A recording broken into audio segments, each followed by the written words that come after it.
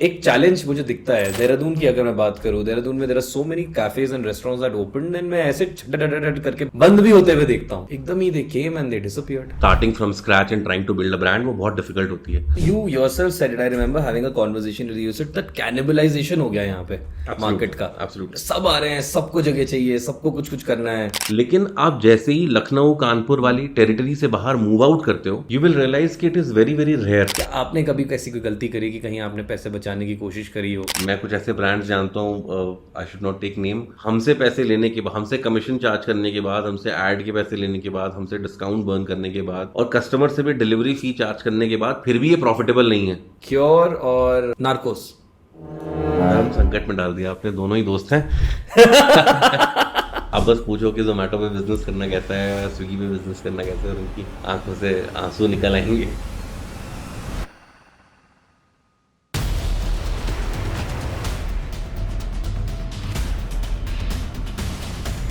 Hi everyone, welcome to the pilot episode of Founders in Hell and हमारे साथ हैं यहाँ पे अविनाश जी, founder of Badmash Kababi.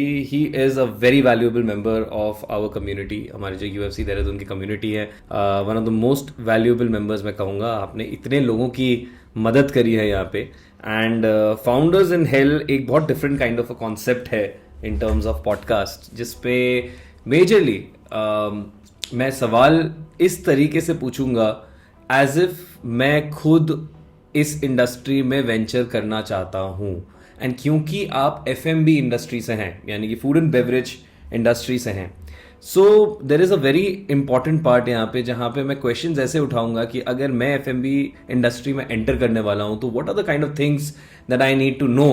And आपका ड्यूटी ये रहेगा to make sure that the viewers and I get to know that क्या क्या चीज़ें हैं जो बहुत ज़रूरी है समझना। तो I will be spitting fire, I play like a devil's advocate here and I ask some very difficult questions related to the FMB industry, food and beverage industry, and I would really look forward कि आप इस पूरे podcast में लोगों को guide कर पाएं, काफ़ी लोग कई सारी चीज़ें सीखें एंड मिथ्स के अराउंड अवेयर हों कि क्या क्या चीज़ें एग्जिस्ट करती हैं मार्केट में बिफोर वेंचरिंग इनटू, और if they are ventured into already, उनको क्या क्या चीज़ें समझनी है कि कैसे हम इसको बेहतर कर सकते हैं।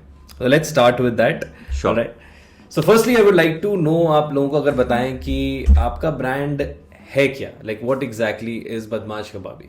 So Shruti ji, Badmash Kababi is an authentic Awadhi cuisine restaurant.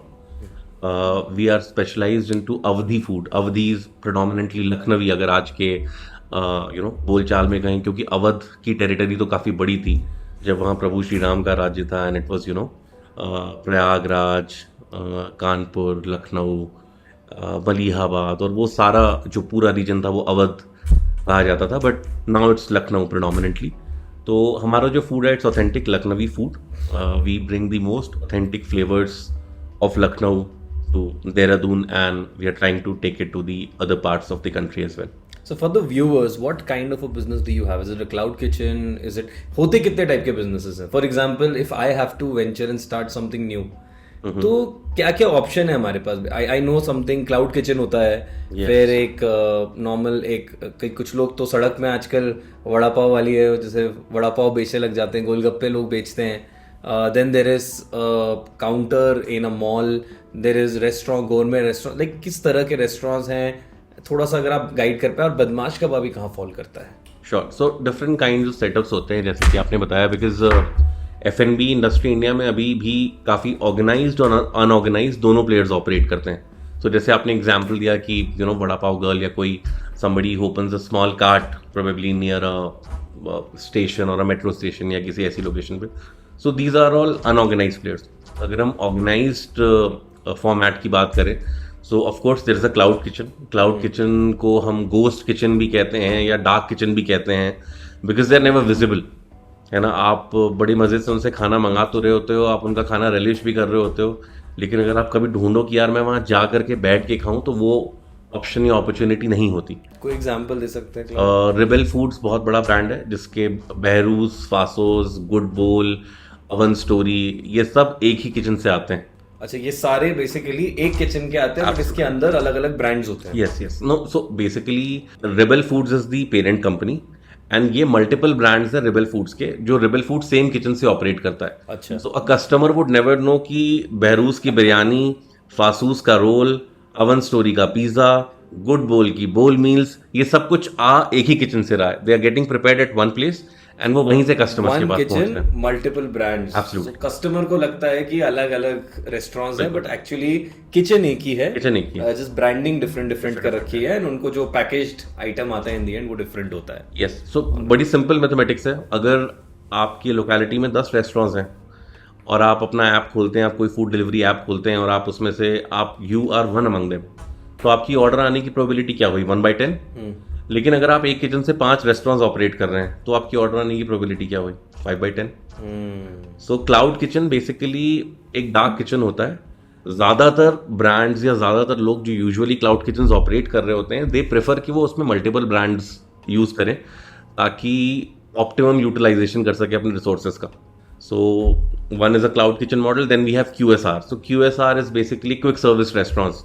Usually जब आप मॉल्स में जाते हैं, आपको फूड कोर्ट काउंटर्स में काउंटर्स नज़र आते हैं, या आप मेट्रो स्टेशंस पे, एयरपोर्ट्स पे ट्रैवल कर रहे होते हैं, तो जितना भी ये फिंगर फूड होता है जो बड़ा हैंडी होता है, burger, sandwiches, pizzas and all, ये सारी चीज़ें जो हैं ये QSR की कैटेगरी में फॉल करती हैं. Okay. They are quick service restaurants. Because when we are talking about places like a shopping mall, जहाँ या तो कस्टमर मूवी देखने के लिए आया है या खा करके उसे मूवी देखने जाना है, तो time plays a very critical role here. उनको फटाफट चाहिए उन्हें जो भी चाहिए. Similarly at the airport, either you have to catch a flight. तो जब हम एयरपोर्ट पे रहते हैं, हम हमेशा अपनी घड़ी देखते रहते हैं, अनाउंसमेंट सुनते रहते हैं. तो McDonald's, KFC, burger king, Subway, something which is very handy. मैंने तुरंत लिया, खाया और निकल गया. QSR. ठीक है. That's QSR. Then of course you have a casual dining formats. So casual dining formats जो होते हैं, नॉर्मली 800,000 स्क्वायर फीट्स के सेटअप होते हैं, 40-50 सीटर्स प्लेसेस होते हैं.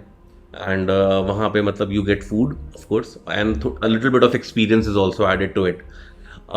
कैजुअल डाइनिंग फाइन डाइनिंग से थोड़ा डिफरेंट है, because when you talk about fine dining, वहाँ food is important, but food से भी ज़्यादा इंपॉर्टेंट हो जाता है customer service.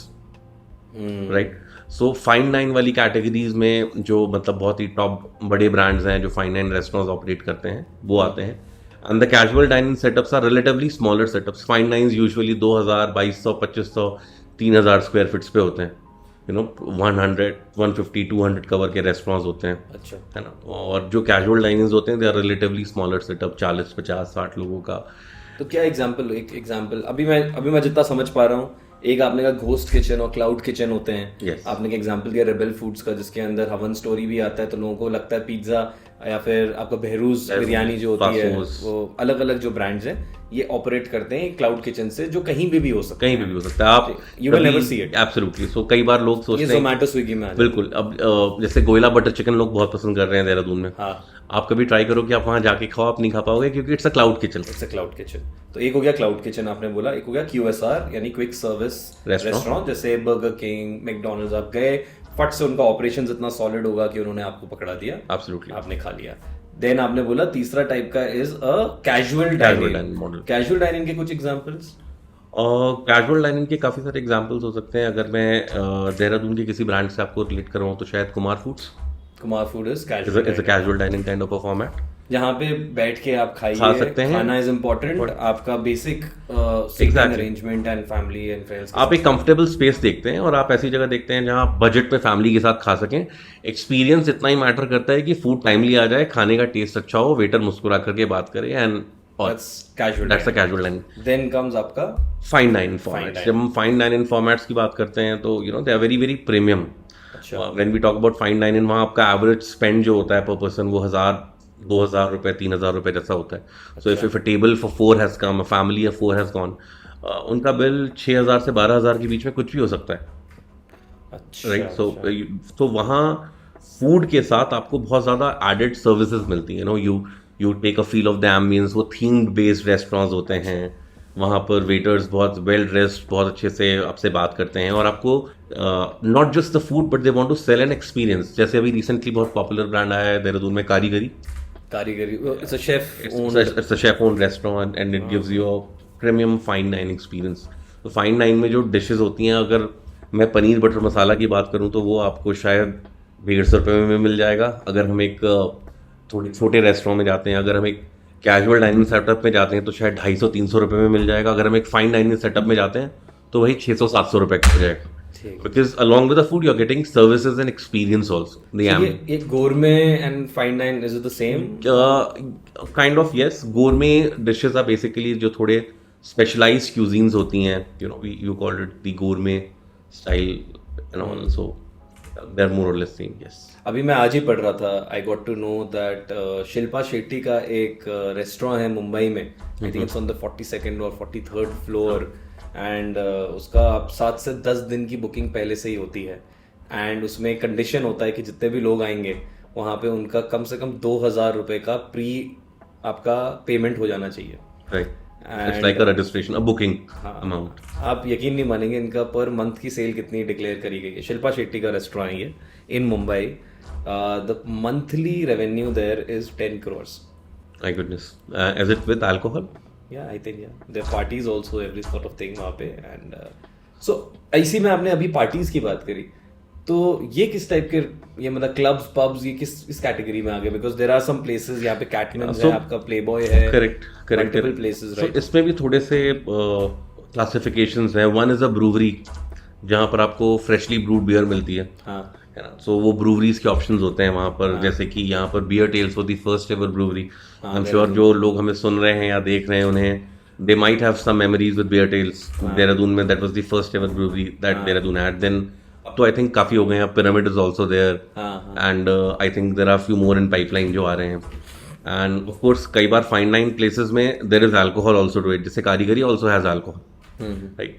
And apart from that of course एक होते हैं फिर गैस्ट्रो पब्स होते हैं. Gastro pubs are basically the quite you know जो हमारे American Playboy kind of setups होते हैं जहाँ पे major thing is the dance and exactly पूरा आपका उस तरीके का setup that is more important. And the kind of food you get is more like American finger food gastro pubs में. यू डू नॉट एक्सपेक्ट कि कोई gastro pub में आकर के दाल मखनी और पनीर बटर मसाला ऑर्डर करेगा. खाते हैं वो भी खाते हैं लोग. ट्रू लोग खाते हैं बट मतलब टिपिकली जो गैस्ट्रो पब्स होते हैं उनका ऐसा होता है. Breweries and then gastro pubs and of course then you have lot of places जहाँ पर बहुत सारे सोलफुल म्यूजिक और सूफी नाइट्स और इस तरह के फॉर्मेट्स होते हैं. वो क्या हो गए? They are also kind of a fine dine experience place but yes live music is something which is added to it. So अगर मैं ऐसे एग्जाम्पल दूँ तो कवाली नाम का एक रेस्टोरेंट है जो कि which has this format which is very very good. अगर मैं देहरादून का एग्जाम्पल देना चाहूँ तो कि लोग काफ़ी रिलेट कर पाएँ so I would hotel Clarion में टॉप फ्लोर पे there is a restaurant called Tipsy Ale. अच्छा. Which has a very soulful music and a very nice food, cozy place, ambience. So that is there, of course. आप उनको क्या बोलेंगे जो radio में बनाते हैं, बन टिक्की बेचते हैं? What is that? What does that fall under?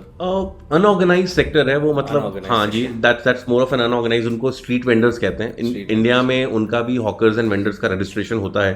अच्छा. It has started and अब गवर्नमेंट थोड़ी एक्टिव है उस चीज़ को लेकर के. So ये जो street vendors हैं ये भी फसाई का लाइसेंस ऑब्टेन करते हैं. और क्या ये FSSAI लाइसेंस क्या होता है?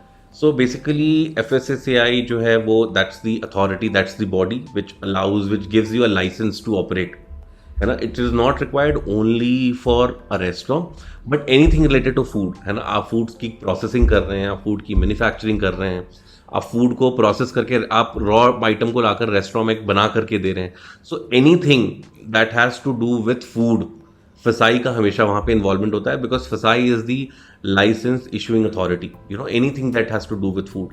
सो रेस्टोरेंट्स एक डिफरेंट कैटेगरी में आते हैं, उनके लिए भी लाइसेंस चाहिए होते हैं. So there must be a process. जैसे बदमाश कबाबी ने भी FSSAI का कभी लाइसेंस लिया होगा, सर्टेनली. तो एक प्रोसेस होता होगा. एब्सोल्युटली एक प्रोसेस होता है जिसमें आप इनकी वेबसाइट पर जाते हैं, आप लाइसेंस के लिए अप्लाई करते हैं.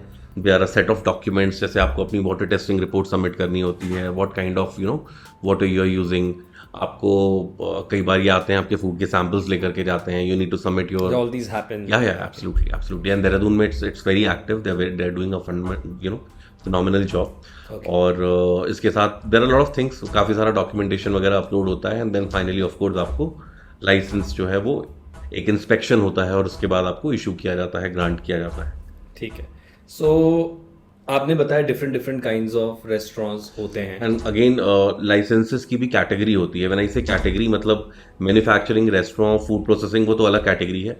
With in the restaurant industry अलग कैटेगरीज होती हैं, एक there is a state licence, there is a central licence. अगर आपका बिजनेस, आप होम लाइसेंस ले सकते हैं अगर आपका बिजनेस का टर्नओवर जो है वो 18 लाख रुपए से कम है। अगर if it's more than 18 lakh then you need to obtain a state licence, and अगर उससे भी there is a certain amount, अगर उससे भी ज़्यादा है then you need to obtain a central licence. तो इनके भी काफ़ी सारे कंप्लाइंसेस होते हैं जो कि आप फसाई की वेबसाइट पर जाकर के पढ़ सकते हैं। नॉर्मली लोग नहीं पढ़ना चाहते हैं और आमतौर पे एजेंट्स के साथ एजेंट्स उनको कमिट करते हैं कि वो लाइसेंस दिला देंगे और वो एजेंट्स को उसके लिए एक्स्ट्रा पे करते हैं, but trust me it's a very very simple process. अच्छा, मतलब if I want to start and obtain an FSSAI licence, बहुत सिंपल है, I can easily get. Yes, बस ये होता है कि लोगों को लगता है यार सरकारी काम है, झमेला बहुत होगा, बड़े हैसल्स होंगे। ऐसा कुछ नहीं होता, बहुत बेसिक चीज़ें होती हैं। आपको 2-3 अपने सैम्पल्स की रिपोर्ट्स चाहिए होती हैं, आपको एक वाटर टेस्टिंग रिपोर्ट चाहिए होती है, आप वो ऑब्टेन करते हैं। एक फॉर्म होता है जो बहुत ही सिंपल होता है, आप उनकी वेबसाइट पर जाकर के उसको फिल कर देते हैं। There are charges which are suppose to be pay, I think हर साल के, डिपेंडिंग कि आप 1 साल 2 साल 3 साल 5 साल कितने साल का लाइसेंस ले रहे हैं। Maximum you can obtain it for a period of 5 years। अच्छा, तो आप कितने साल के लिए लाइसेंस ले रहे हैं उसके बेसिस पर आपकी एक गवर्नमेंट फ़ी होती है जो आप सबमिट करते हैं, एंड इट्स वेरी सिंपल। ठीक है, अभी हमने समझा कि डिफरेंट टाइप्स ऑफ बिजनेसेस क्या क्या होते हैं in the FMB industry. We understood there is an FSSAI licence and इसमें स्टेट लाइसेंस भी होता है, एंड आपके टर्नओवर के हिसाब से कुछ चीजें चेंज होती है। लिकर लाइसेंस भी होता होगा of course, absolutely, if you want to have liquor. अच्छा, इसमें मुझे एक चीज जानना है, going back to the previous question, what Badmash Kababi किस कैटेगरी में आता है? So very good question. Badmash Kababi actually I tell you कि we have a base kitchen, वहाँ से हम चीज़ों को प्री प्रेप करके अपने रेस्टोरेंट पे भेजते हैं। बिकॉज अभी हमारे देहरादून में जो स्टोर्स हैं, that is one is in mall of Dehradun, one is in Pacific mall. तो वहाँ पर because again we are serving like a quick service restaurant there, because हम चीज़ों को सेंट्रली बेस किचन में प्रिपेयर करके वहाँ भेजते हैं। रीज़न बीइंग कि वहाँ कस्टमर के पास लीड टाइम बहुत कम होता है। आपकी अगर एक मूवी है और मैं आपको बोलूँ कि आप आधे घंटे इंतजार करो और मैं आपको खाने देता हूँ, you will never come to me. You would want कि भाई आप मेरे को 10 से 15 मिनट के अंदर दो और मैं खाऊं और मैं निकलूँ मूवी देखने के लिए। सो वहाँ पे Badmash Kababi is very flexible and has fit into a category of QSR। We EC road पर भी operate casual dining kind of a setup, जहाँ पर हम कैजुअल डाइनिंग रेस्टोरेंट ऑपरेट करते थे, और देयर वाज अ सेटअप जहाँ पर हम लोगों को फूड सर्व करते हैं, थोड़ा एक्सपीरियंस रहता था। We also, have designed and themed and planned a fine dine in times to come. But yes, It deserves it, I think. It does. The kind of cuisine it has and the kind of clientele we have, it does. It's just that fine dine restaurants require huge capital. investment. It's a very capital intensive business. अगर आप एक fine dine restaurant खोलना चाहते हैं तो nothing less than a 2-3 CR would, you would have to invest in creating a setup and an ambience and the feel place. आपने एक अच्छा पॉइंट से स्टार्ट किया, because I want to go into that. I am assuming, and I don't know if the viewers are following in that category, but I want to take it step by step as if I want to venture into the F&B industry, and in that case I've right now understood, जो मैं आपको बहुत clearly बता रहा हूँ, मुझे समझ आ गया है कि इतने टाइप के रेस्टोरेंट्स हैं। I've understood that कुछ लाइसेंसेस की नीड होती है। Absolutely. ठीक है, मेरे पास समझिए अगर F&B बिजनेस में घुसना है, what is the budget I should have? मतलब समझिए अगर मैं एक कॉर्पोरेट एम्प्लॉई हूँ, मेरे ख्याल से आपका भी हिस्ट्री, आप होंडा में थे मेरे ख्याल से, एंड आपकी भी हिस्ट्री कॉर्पोरेट में रही है। तो एक सेविंग, हाँ, आपके पास एक सेविंग होती होगी, हमारे पास समझो मेरे पास एक छोटी सी सेविंग है, एंड आई एम एट 32-33, यानी कि मेरे पास कुछ 5-7 साल का एक्सपीरियंस होगा शायद काम करने का। तो whatever little saving I have, can I just start anything? Because एक चैलेंज मुझे दिखता है देहरादून की, अगर मैं बात करूँ, देहरादून में there are so many cafes and restaurants that open, and मैं ऐसे छट करके बंद भी होते हुए देखता हूँ कि इतने जल्दी चालू हुए और इतने ही जल्दी बंद हो गए। 1-2 साल का एक वेव था, एकदम ही they came and they disappeared. So it's very risky कि ये इट साउंड्स वेरी एक्साइटिंग। पता है, जब मैं अपने दोस्तों के साथ बैठता हूँ, मन करता है यार एक कैफे चालू करेंगे, यार एक रेस्टोरेंट शुरू करेंगे अपना खुद का, मन तो सभी का करता है, राइट? एब्सोल्युटली। तो एक तो मिनिमम बजट क्या होना चाहिए अकॉर्डिंग टू यू? सो पहले तो मैं बता दूं कि F&B बिजनेस बिल्कुल भी ग्लैमरस नहीं होता है। अच्छा, जो अक्सर हम लोग टेबल पर बैठ करके प्लान बना लेते हैं कि हम एक F&B बिजनेस में वेंचर इन करते हैं और एक कैफ़े खोलते हैं, क्योंकि लगता है कि ये बड़ा फैसिनेटिंग है and you know being a cafe owner and all, ये वो। ऐसा कुछ भी नहीं है। कैफ़े ओनर की जो लाइफ होती है या रेस्टोरेंट की जो लाइफ होती है, ऑफ कोर्स वो when you talk about when somebody starting from scratch and trying to build a brand, वो बहुत डिफिकल्ट होती है। वो धनिया पुदीना टमाटर और सब्जियों के इर्द गिर्द घूम रही होती है प्रिसाइजली, अगर मैं आपको बताऊँ तो। आपने अभी एक पॉइंट कहा कि बहुत सारे रेस्टोरेंट्स और कैफेज लाइन से शूट अप हुए थे, मशरूमिंग हुई थी और उसमें से काफ़ी सारे बंद हो गए। और अभी भी वो मशरूमिंग कल्चर चल रहा है, ऐसा नहीं है कि वो खत्म हो गया। अभी भी वो लगातार आए जा रहे हैं एंड लगातार बंद भी हुए जा रहे हैं। मतलब फॉर एग्जाम्पल मैं आपको बताऊं, जब मैंने देहरादून में स्टार्ट किया था, I was discussing few days back with my Zomato lead कि भाई यू नो इस टाइम पर इतने ऑर्डर्स थे, इस टाइम पर इतने ऑर्डर्स क्यों हैं, या वॉल्यूम कम हुआ है, या फिर यहाँ पर हम इसको और कैसे इंप्रूव कर सकते हैं। सो ही सेड कि what is your benchmark sir, actually you are talking कि ऑर्डर्स कम हो रहे हैं या ज़्यादा हो रहे हैं, तो आपका बेंचमार्क क्या है? तो I told him when I started, तो ही सेड कि सर उस समय से तो आप कंपेयर ही मत करो। When you started there were 1500 restaurants onboarded on the platform, right now is 4500। You yourself said it. I remember having a conversation with you. You said that cannibalization हो गया यहाँ पे मार्केट का। Absolutely. सब आ रहे हैं, सबको जगह चाहिए, सबको कुछ कुछ करना है। बिल्कुल। And that is a major issue. So पहली बात, is it a bad business? Should we not get into F&B? And if we should, what should be the minimum budget? It's not a bad business. मेरा तो घर चलता है उससे। It's my bread and butter. So it's the best business। मेरे को लगता है बड़ी सभा का काम है, बहुत पुण्य का काम है किसी को अच्छा खाना खिलाना। मेरी फिलॉसफी ऐसा कहती है, जैसे लोग कहते हैं ना, कोई कहता है कि मैं पूजा इसलिए करता हूँ क्योंकि मैं भगवान से जुड़ा हुआ खुद को महसूस करता हूँ। कोई कहता है कि यार मुझे सूफी संगीत या मुझे अच्छा music connects me to the god. आपने देखा होगा कि बहुत बड़े बड़े परफॉर्मर्स जब परफॉर्म कर रहे होते हैं तो अपनी आंखें बंद करके बिल्कुल एक फ्लो में खो जाते हैं। सो बिलीव इट और नॉट, मेरे को ऐसा लगता है कि अच्छा खाना मुझे भगवान से जोड़ता है। अगर मैं एक अच्छी very delicious plate of rajma चावल लेकर के बैठा हूँ और मैं उसको खा रहा हूँ, तो मेरे को सच में जो कंटेंटेड फील होता है, मेरे को सच में लगता है कि मेरे को अच्छा खाना भगवान से जोड़ रहा है। तो मैं चाहता हूँ कि मैं बहुत सारे लोगों को अच्छे खाने के थ्रू भगवान से जोड़ूँ। दैट्स माई आइडियोलॉजी, बिकॉज मैं हमेशा फील करता हूँ कि there are ways to connect with God and certainly food is one among them मेरे हिसाब से। That's a way, of course, that's a beautiful way to look at it. Yes. कि आप एक पुण्य का काम कर रहे हो, लोगों को खाना खिला रहे हो, and you know giving them an experience कि उनको याद रहे। So it's definitely a good business. It's not a bad business. आपका पहला क्वेश्चन। सेकंड क्वेश्चन कि बजट, कितना बजट होना चाहिए मेरे पास to start off. So again now it depends कि आप कौन सा फॉर्मेट शुरू करना चाहते हो। जो जहाँ से हमारी कॉन्वर्सेशन शुरू हुई थी कि आपने मेरे से पूछा कि क्या क्या फॉर्मेट्स होते हैं, देयर इज अ QSR। मैं आपके लिए ईजियर करता हूँ। ओके, मेरे पास 50,000 रुपए, कुछ कर सकता हूँ मैं? हाँ, कर सकते हैं। 50,000 रुपए में I can start something.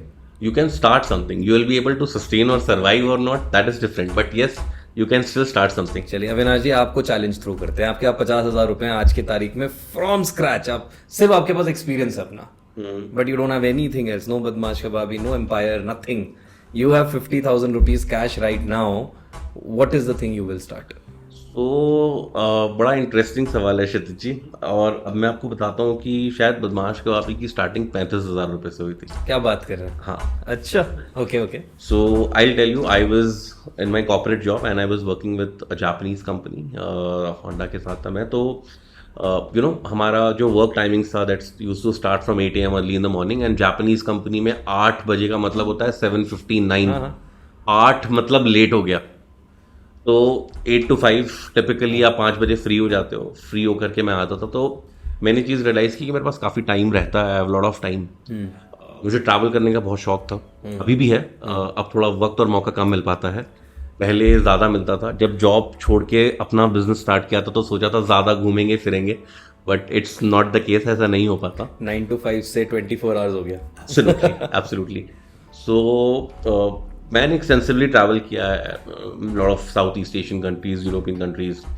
So one thing I realise that you know when you tell people that you know you are from Lucknow, आप लखनऊ से हैं, जब आप लोगों को बताते हैं तो lot of people start you know calling the big brands, नाम आपके सामने लेना शुरू कर देते हैं। अरे टुंडे कबाब, इदरीस की biryani, Dastarkhan, Wahid and all, because Lucknow is one of the culinary capitals of India, I feel. You know, the kind of food you get there, शायद उतना अच्छा खाना मुझे कहीं और नहीं मिलता। मैंने लखनऊ के लोगों के साथ जिन भी लोगों के साथ इंटरेक्ट करा है ना, उनकी एक मैंने बड़ी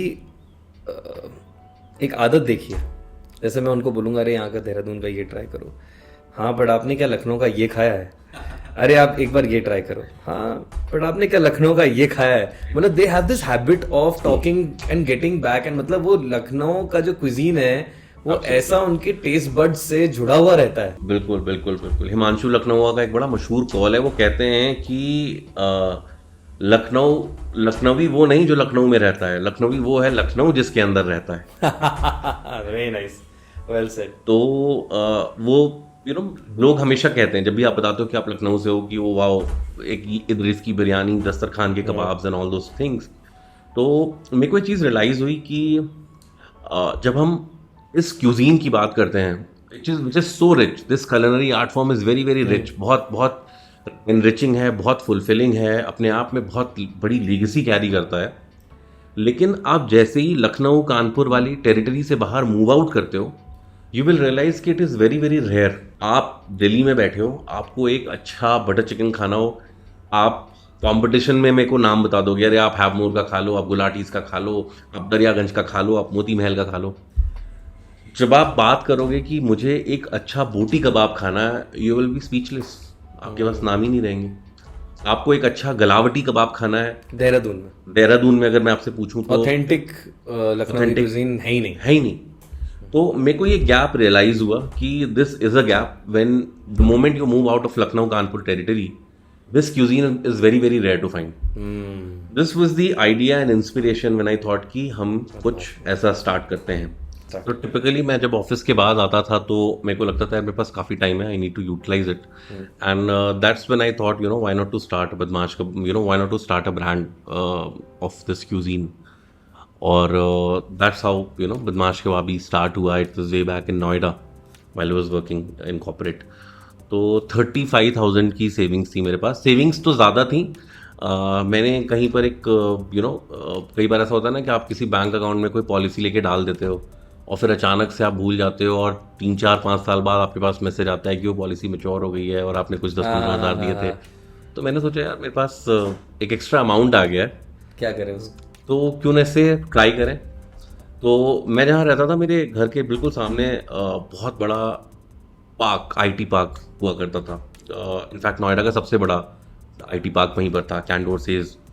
तो वहाँ पर of course there was a small space जहाँ पे सारे फूड ट्रक्स और वो सारी चीज़ें खड़ी होती थी, and there used to be a kiosk and everything.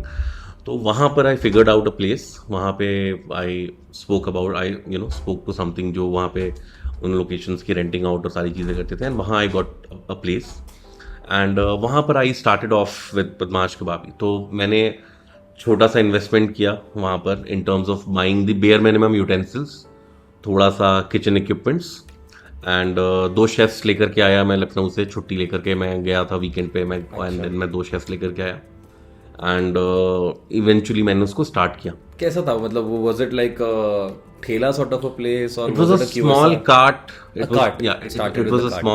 Was a small cart in space. अच्छा, एक सवाल मेरा रहेगा, सॉरी मैं कट करता जा रहा हूँ, मैं काफ़ी इंग्रोस्ड हूँ आप जो बोल रहे हैं, and I am a kind of person ना, मेरे ना बहुत सवाल होते हैं जैसे जैसे मैं कहानियाँ सुनता हूँ और समझ रहा हूँ। तो there is one interesting thing जो मैं जानना चाह रहा हूँ इसमें, that did you first get that 35,000 credited, आपको जो मिला, and then you thought ki what was the problem, or was the first thing that you did was see a problem and then that 35,000 just aligned? So problem पहले थी, I figured out the problem, and उस problem के लिए then शायद भगवान को यही मंजूर था और उन्होंने 35,000 क्रेडिट कर दिए मेरे अकाउंट में। तो ये आप मुझे ये बताइए, क्या what is better, first to identify a problem and then allocating the budget, और फर्स्ट बीइंग लाइक ये मेरे पास बजट है, कुछ करने का मन है, लेट्स स्टार्ट अ रेस्टोरेंट, या दोनों ही ठीक है अपनी अपनी जगह? What do you think? मेरे ख्याल से तो एक प्रॉब्लम आइडेंटिफाई करना ज़्यादा इंपॉर्टेंट है, बिकॉज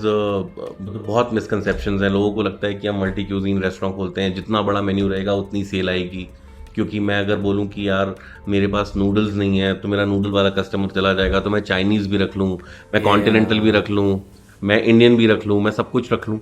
तो ऐसा नहीं होता। मेरे को लगता है कि you should try and identify a niche of yours, है ना।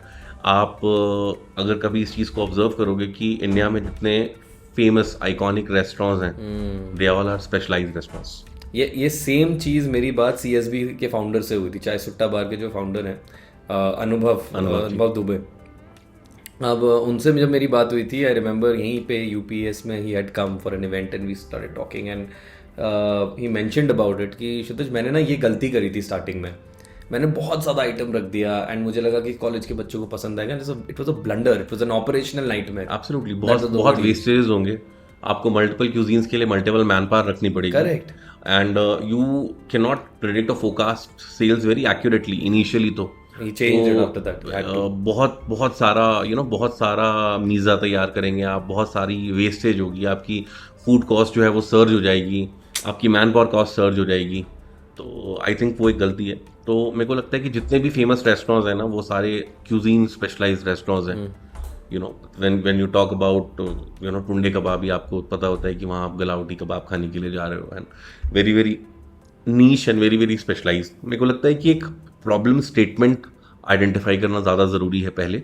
यू फिगर आउट कि क्या गैप है, क्या मिसिंग है मार्केट में, मैं क्या देना चाहता हूँ, या मैं जो लाना चाहता हूँ इज इट वर्थ इट, क्या वो यहाँ पर अवेलेबल है, नहीं है, अगर नहीं है तो क्या मैं लोगों को एजुकेट कर पाऊंगा उसके बारे में। बहुत सारी चीज़ें होती हैं। मतलब आई टेल यू, देहरादून में way back when I started it, लोग का जो टेस्ट था थोड़ा प्रिमिटिव था, लोगों ने बहुत सारी चीजें एक्सप्लोर नहीं की थी।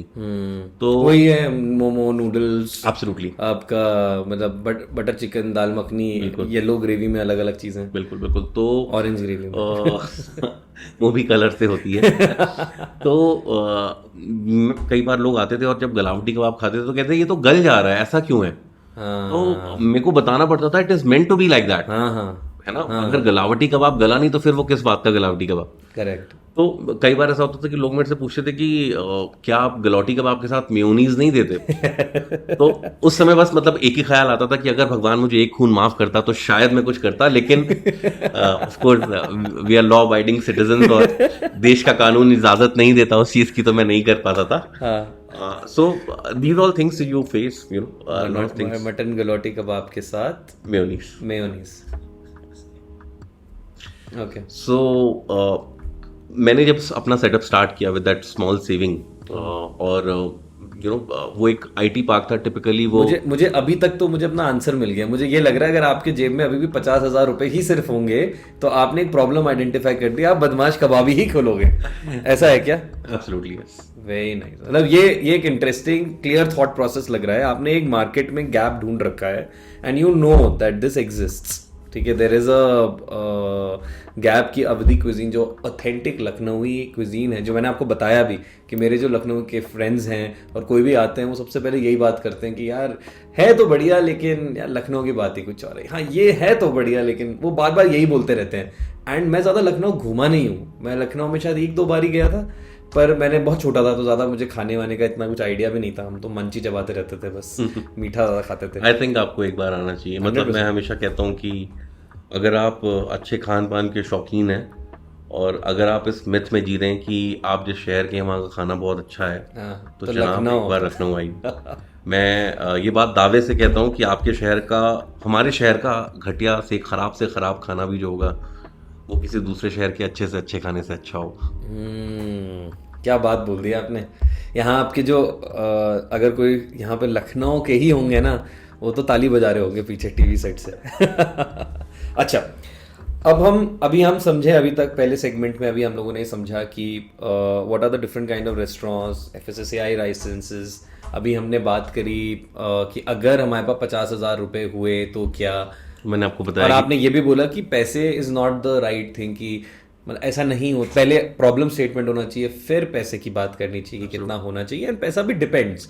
आपको अगर ठेली खोलनी है तो कम पैसे से कर सकते हो। अब जैसे आपने एक तरीके से एक कार्ट खोला था, वहां से आपने, अब आपको QSR की तरफ जाना है कि रेस्टोरेंट की तरफ जाना है, फाइन डाइन की तरफ जाना है, वो आपके उस हिसाब से आपके एक्सपेंसेस बढ़ जाते हैं। हमने जब कार्ट ओपन किया था तो हमारे टिपिकल ऑपरेशनल टाइम्स जो थे वो 4 बजे शाम से 4 PM till 2 AM थे।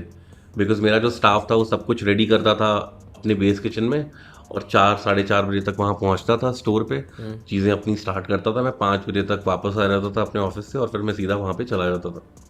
तो एक बात बताइए, जैसे आपका कार्ट का बिजनेस था और अभी इस समय आप एक QSR लेवल पे ऑपरेट कर रहे हैं, करेक्ट? प्रॉफिट किसमें ज़्यादा था? देखिए, ये एप्पल टू एप्पल कंपैरिजन नहीं होगा, पहले मैं अगर बताऊं तो, बिकॉज आप एक मॉल में किसी ऑर्गेनाइज सेटअप में है, विजा विजा आप एक कार्ट में का ऑर्गेनाइज सेटअप में है, तो डेफिनेटली ये एप्पल टू एप्पल कंपैरिजन नहीं होगा। बट मैं आपको सिर्फ एक हिंट दे देता हूँ और ये बता देता हूँ कि आपकी ऑपरेशनल कॉस्ट, आपकी फिक्स्ड कॉस्ट जितनी कम होगी, आप उतने ज़्यादा प्रॉफिटेबल होगे।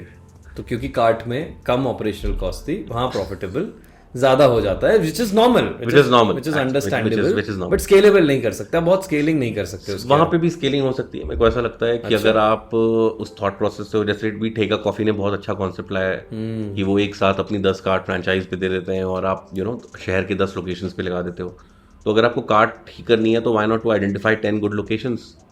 IT पार्क्स के पास आप मंडे टू फ्राइडे रखो, बिकॉज सैटरडे संडे वहाँ पे बिजनेस नहीं होता। एंड देन आप कुछ ऐसे हाई स्ट्रीट्स आइडेंटिफाई करो जहाँ पे सैटरडे संडे को अच्छा वॉल्यूम है। तो आप मल्टीपल लोकेशंस को थोड़ी आइडेंटिफाई करो, आप वहाँ पे मल्टीपल कार्ट स्टार्ट करो और देखो। तो आपने कार्ट्स क्यों नहीं करा फिर? वेल, उस पर्टिकुलर पॉइंट ऑफ टाइम पे कोविड आ गया था, एंड कोविड आने के बाद लोग थोड़े हाइजीन सेंट्रिक हो गए थे, बिकॉज ऑफ कोर्स बहुत ज़्यादा, मतलब स्ट्रीट फूड तो लोग बहुत समय तक अवॉइड कर रहे थे और लोग नहीं उतना कॉन्फिडेंट थे। तो आपने इसको एक ऑर्गेनाइज सेटअप पे ही तो मतलब वो बेसिकली मेरा ये प्लान या आइडिया नहीं था कि मैं बदमाश कबाबी को कार्ट के फॉर्म में ही चलाऊंगा।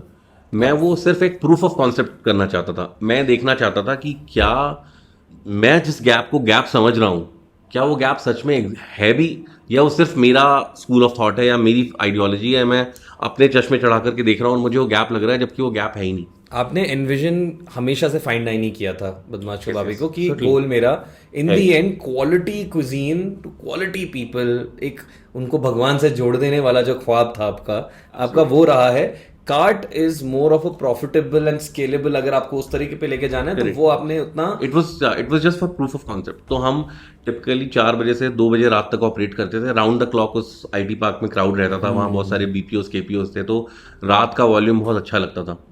तो हमें अराउंड 1 हफ्ता जैसा कुछ टाइम लगा, वीक टू 10 डेज जैसा टाइम लगा, with zero marketing, no social media presence, no digital presence, nothing.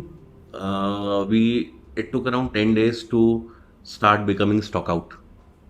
ठीक है। दूसरे हफ्ते से almost we started becoming stock out over typically on Fridays and all.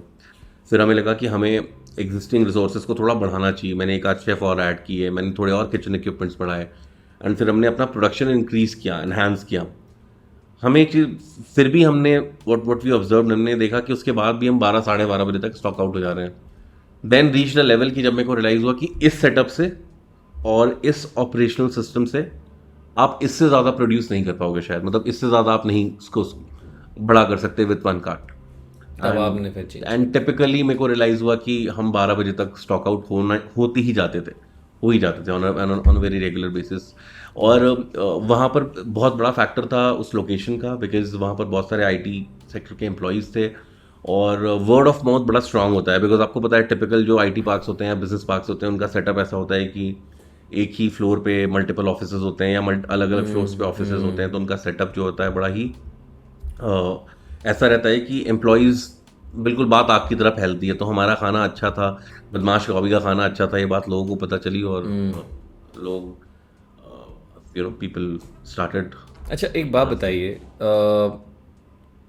कई लोगों का थॉट प्रोसेस रहता है, जैसे अगर मुझे कुछ शुरू करना होगा कि अगर मैं एक अच्छा प्राइम लोकेशन लूँगा तो वहाँ तो कॉस्ट बहुत ज़्यादा होगा, तो कोई नहीं, उस गली में मुझे एक अच्छा बड़ा जगह मिल रहा है, मैं उसको और बेहतर बना के वहाँ खोलना चाहूँ, तो लोकेशन कितना इम्पोर्टेंट पड़ता है when it comes to operating a casual dine और a fine dine in restaurant? अब ऑब्वियसली और QSR also in that case, QSR तो not really, QSR I don't know, but cloud kitchen का तो I don't think कोई फर्क पड़ता है आपने कौन सा लोकेशन लिया है। पड़ता है। क्लाउड किचन में आप जो लोकेशन आइडेंटिफाई करते हैं, आपको ये देखना होता है उसकी 5 किलोमीटर की विसिनिटी में क्लाइंटेल और ऑर्डरिंग का प्रपोर्शन कितना ज़्यादा है। ओके, तो दैट पार्ट तो क्लाउड किचन का हो गया, but apart from the fact that उसके अलावा आप क्लाउड किचन का इतना नहीं सोचते हैं। Correct. But what about that, location कितना ज़्यादा इंपॉर्टेंट है, या फिर हम ऐसा सोचे कि अरे ले आएंगे हम लोगों को? मेरे को लगता है कि अगर हम ये सोच रहे हैं कि हम ले आएंगे लोगों को, तो ऐसा कभी नहीं होगा। अच्छा, लोकेशन बहुत ज़्यादा इंपॉर्टेंट है। लोकेशन आपकी खाने की क्वालिटी से भी ज़्यादा इंपॉर्टेंट है। सीरियसली? हाँ, okay okay. It's that important. Restaurant business is a real estate business. ये लेट मी बी मैकडोनल्ड्स का मैंने ये सुना। absolutely. McDonald's is not a burger making company, it's a real real estate estate company, company. right? So it is very very very important to understand and identify a good real estate. बहुत ज़्यादा ज़रूरी है। जगह छोटी हो मगर अच्छे location आपने पर हो। ये बात बोल दी कि खाने की क्वालिटी से भी ज़्यादा इम्पोर्टेंट लोकेशन है। मतलब ये बहुत बड़ी बात होती है बोलना, क्योंकि कोई भी आदमी ऐसा बोलेगा ही नहीं। बिल्कुल। मतलब this is something to actually like, अब ये तो मतलब कील से अपने दिमाग में गाड़ लो ये वाली बात। बिल्कुल ऐसी बात हो गई यहाँ पे, because it is that important. लोग, मैंने एक चीज़ ऑब्जर्व की है कि लोग ना रेस्टोरेंट्स वगैरह जब खोलना चाहते हैं तो अक्सर ना गलत जगहों पे पैसे बचाते हैं। लोगों को लगता है कि यार वहाँ वो प्राइम लोकेशन पे रेंट ज़्यादा है, अंदर थोड़ा गली में जाकर के आधा है, तो वहाँ चले जाते हैं। वो एक गलत जगह है, वहाँ पैसे मत बचाओ। लोग क्या सोचते हैं, अभी बहुत अच्छा शेफ नहीं रखते हैं, एक काम चलाओ से शुरू कर लेते हैं, जब धीरे धीरे काम पिक कर लेगा ना तो फिर एक बहुत अच्छा शेफ ले आएंगे हायर सैलरी पर। भाई वो एवरेज मीडियोकर शेफ आपके काम को कभी पिक ही नहीं होने देगा, है ना? तो it becomes very very important कि अच्छी लोकेशन हो, और ऑफ कोर्स आप शेफ की सैलरी पे, स्टाफ पे, उन चीज़ों पे पैसे मत सेव करो। Spend good amount of money there because they are the ones who are going to get you good business. अच्छा, एक बात बताइए अविनाश जी, एक बड़ा ही मैं बहुत स्ट्रेट फॉरवर्ड सवाल पूछूंगा। आज अगर आप देखते हो, आपने जिस तरीके से बदमाश कबाबी की शुरुआत करी थी, क्या आपने कभी कैसी कोई गलती करी कि कहीं आपने पैसे बचाने की कोशिश करी हो कि यार यहाँ गलती कर दी उस टाइम पे, अगर मैं आज वापस शुरू करूँगा अपने ब्रांड को तो मैं वहाँ पैसे नहीं बचाता? तो वो आपने क्या गलती करी होगी अपने टाइम पे? करी, देखो सब करते हैं, every business man has done. मैंने 100 गलतियाँ करी होंगी अपने बिजनेस में, एंड हम अपने गलतियों से सीख के एक स्ट्रॉन्ग कैरेक्टर बनते हैं। अगर सारी चीज़ अच्छी अच्छी हो जाएगी तो एक तरीके से तो हम लोग एक मतलब कहानी कहाँ बनती है, फिर स्ट्रगल से ही तो कहानियाँ बनती हैं। तो not to in any way put you down, I just want to understand for very realistic way, मतलब अगर किसी को आज शुरू करना है वो गलतियां वो ना करे। आपने एक ऐसी कोई गलती करी थी अपने शुरुआत में? हाँ, जब मैंने अपना कैजुअल डाइनिंग सेटअप खोला था और मेरी फिक्स कॉस्ट वगैरह थोड़ी ज़्यादा थी उस टाइम पर, मेरे को लगता है कि शायद मैंने वो एक ऐसी लोकेशन पे ओपन किया जहाँ पे बहुत ज़्यादा फुटफॉल नहीं था, क्योंकि वो रोड F&B के लिए थी नहीं। बट मैं जहाँ चाहता था कि मेरे को लोकेशन मिले, मुझे वहाँ मिली नहीं, और मेरे को लगा कि कोई बात नहीं यार, हमारा खाना लोगों को पसंद है, लोग आ जाएंगे। पर आपने वहाँ इसलिए किया था क्योंकि वहाँ पे वैसे लोकेलिटी पॉश थी? एब्सोल्युटली। तो मतलब आपके दिमाग में ये था कि पॉश लोकेलिटी है तो वहाँ शुरू कर देते हैं, बट बिकॉज वो खाने की जगह ही नहीं थी, शायद पार्किंग की प्रॉब्लम, पार्किंग का इशू था एंड ऑल। तो वो क्लाइंटल हमारा वहाँ पे भी आता था, ऐसा कभी नहीं था कि बिल्कुल we were sitting idol.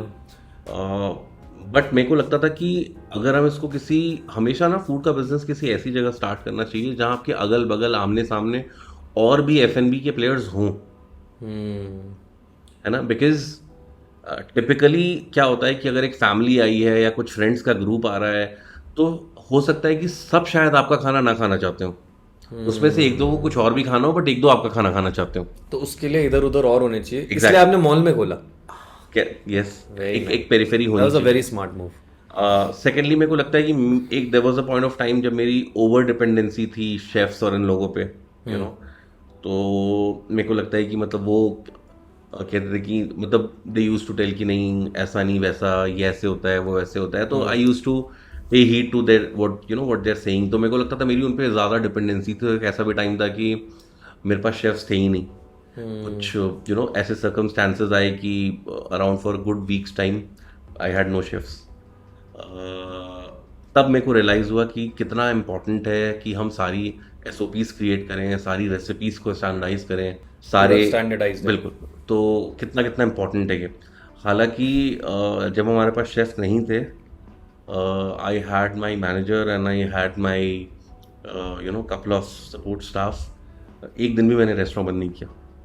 My mother help me, I was running it, and जो मेरा थोड़ा स्टाफ था in terms of non cooking staff for that matter, उनके साथ मिलकर के मैंने अपना रेस्टोरेंट ऑपरेट किया। आपने रगड़ा तो खूब है, मतलब आपने खून पसीना एक करके अपना ब्रांड बनाया है। जैसा मतलब जिस तरीके से आप ढंग से खुल के बता नहीं रहे हैं, बट लग रहा है कि आपने ऊपर नीचे बहुत चीज़ें देखी है। एंड ये जो आप SOPs एंड स्टैंडर्डाइज की बात कर रहे हैं, आपके फ्रेंचाइजेस भी हैं, मैं जानता हूँ ये बात। मेरे फ्रेंड ने ही मुझे उस दिन फ़ोटो, मैंने आपको भी भेजी होगी, मैंने आपको भेजी थी, देखो मेरा एक दोस्त है औशनिक, उसने फ़ोटो भेज रखी है कि देखो यहाँ दिल्ली में भी बदमाश कबाबी है। एंड अभी एक नया भी खुल रहा है आपका, we're coming up in Bhopal. Bhopal. Yes, we're coming in Bhopal. We are also coming up at another location in Delhi.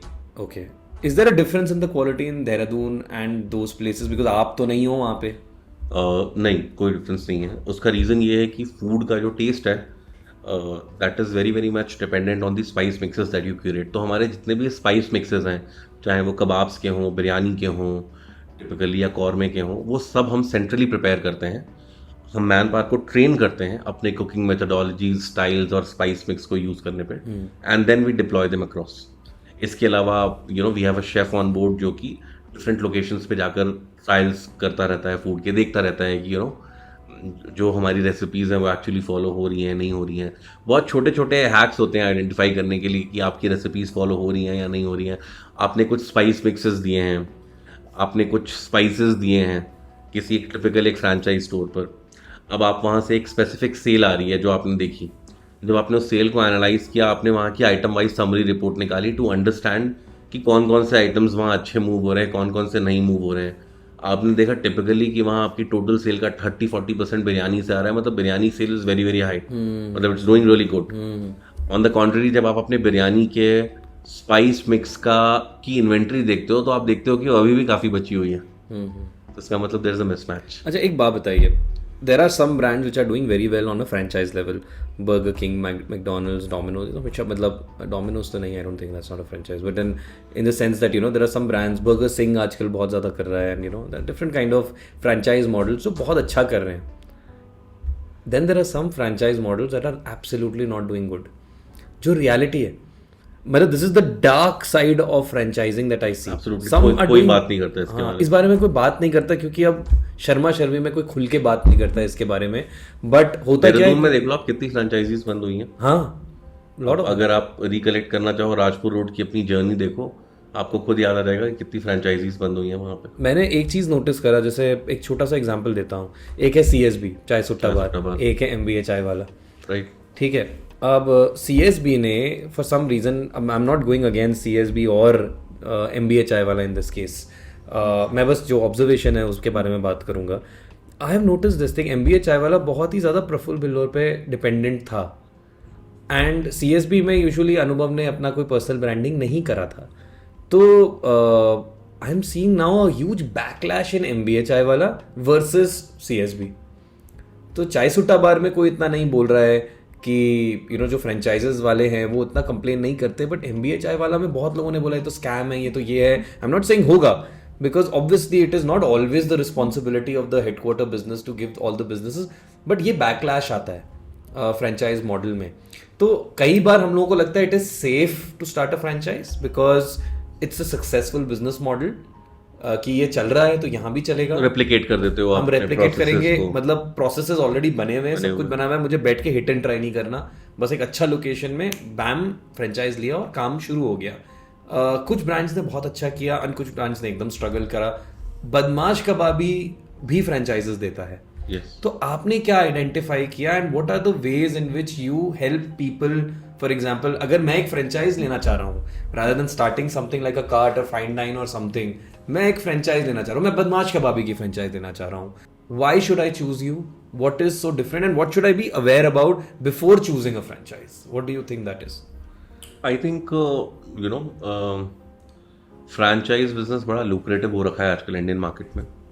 तो मोर और लेस जो एक स्टोर भी खोल लेता है वो तुरंत फ्रेंचाइज में कूद जाता है। मैं कुछ ऐसे ब्रांड्स जानता हूँ, I should not take name, जिनका फिजिकल स्टोर या क्लाउड किचन कभी था ही नहीं, वो एक कॉन्सेप्ट था और वो फ्रेंचाइजिंग में आ गए। अच्छा, हाँ, तो ऐसे ब्रांड्स भी जानता हूँ मैं। Even by the way, even I know, I've had a couple of leads like that. तो बिल्कुल ऐसा होता है ना। तो मतलब मैं इसको बहुत सरप्राइजिंग में मैं देखता हूँ कि मैंने कभी कोई चीज़ की नहीं, मुझे पता नहीं कि उसमें क्या ऑपरेशनल चैलेंजेस आने वाले हैं, लेकिन मैं करेंगे आपके एक ब्रांड बना करके उसको डिप्लॉय करूंगा, प्रोसेस स्टैंडर्डाइज कर दूंगा और सब कुछ कर दूंगा, बट मुझे पता नहीं कि वो होता कैसे है, क्योंकि मैंने खुद कभी अभी तक किया नहीं है।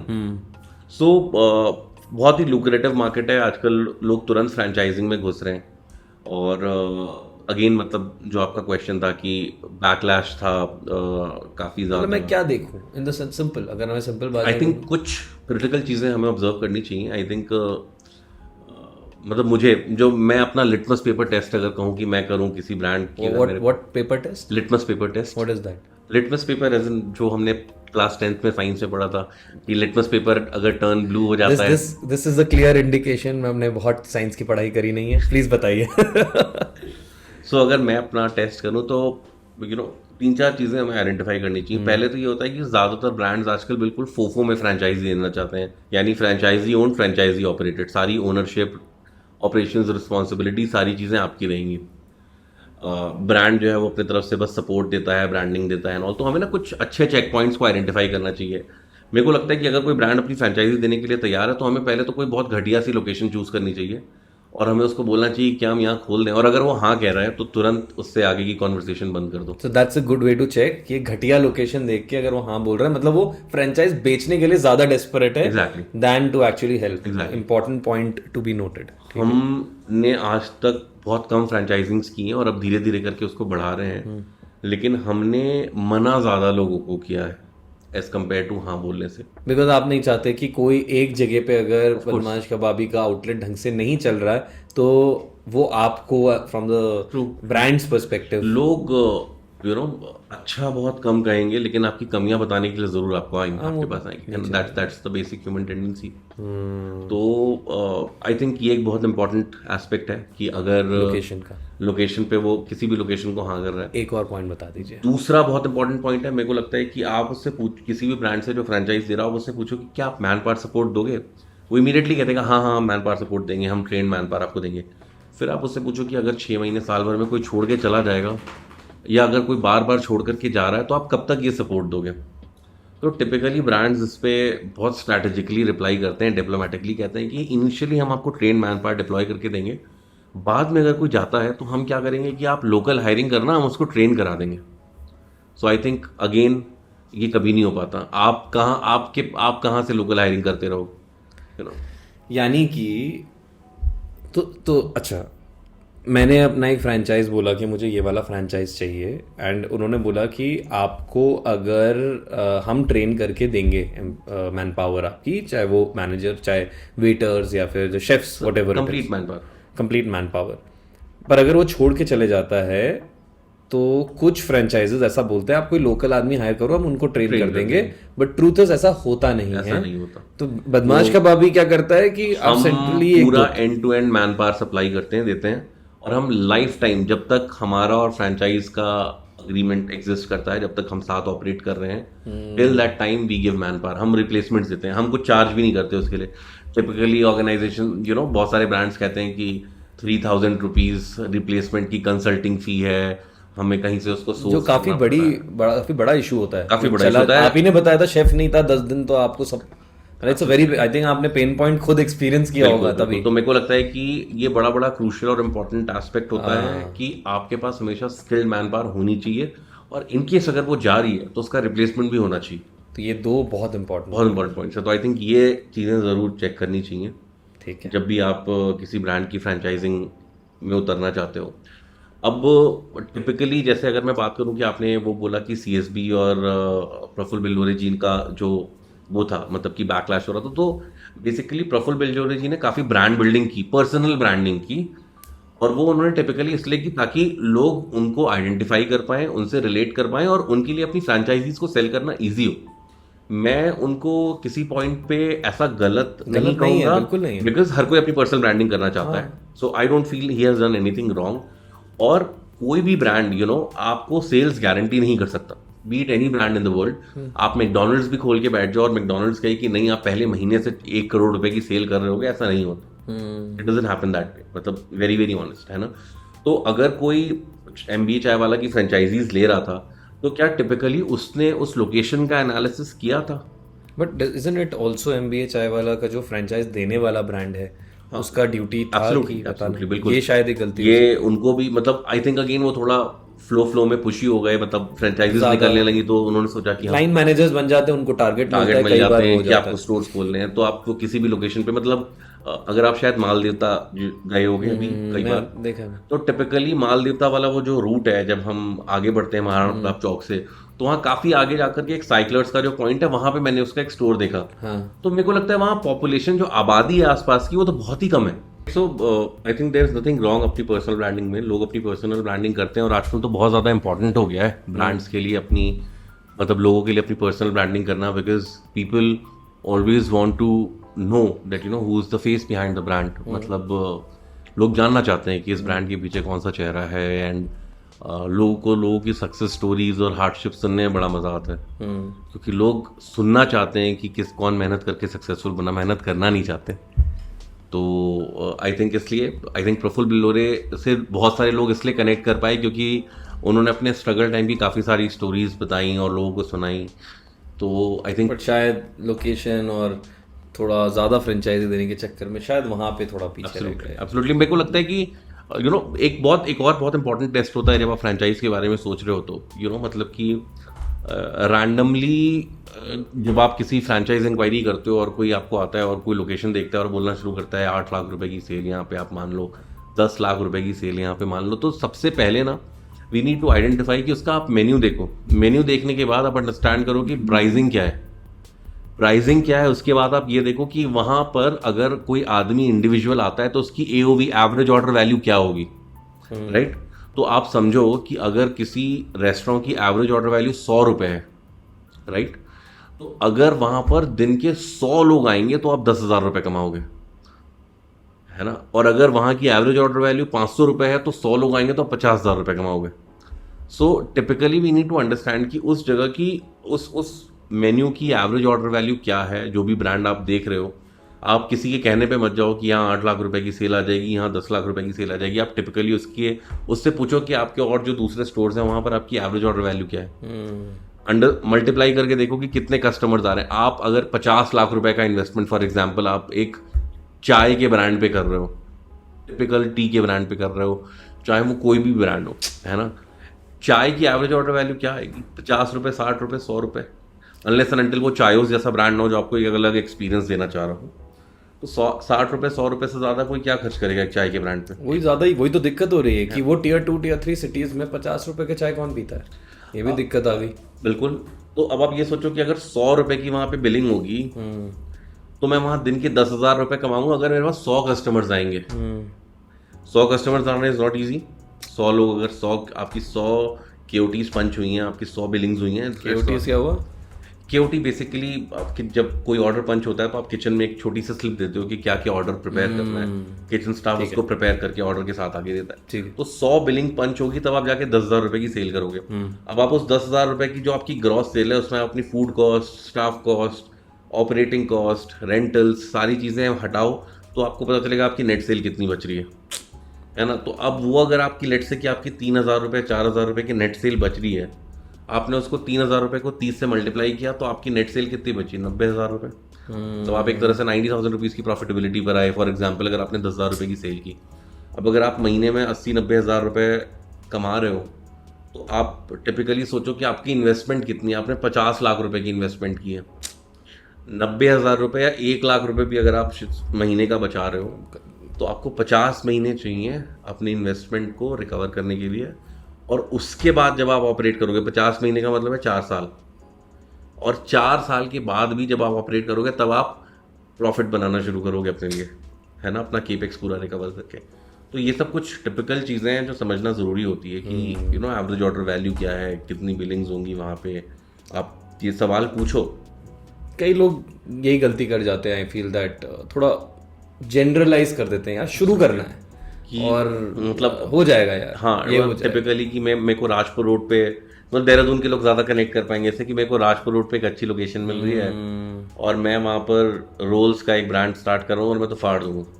अच्छा, आपने एक और बात बोली, आपने कहा कि ऐसे कुछ लोकेशंस होते हैं जहाँ पे मतलब अच्छा, location is a very important factor. आपने ये भी बोला, यहाँ तक बोल दिया कि मतलब खाने से ज़्यादा इंपॉर्टेंट तो लोकेशन है for the sales of the particular franchise or whatever, a particular outlet, which I understand. Lot of restaurant friends would kill me now.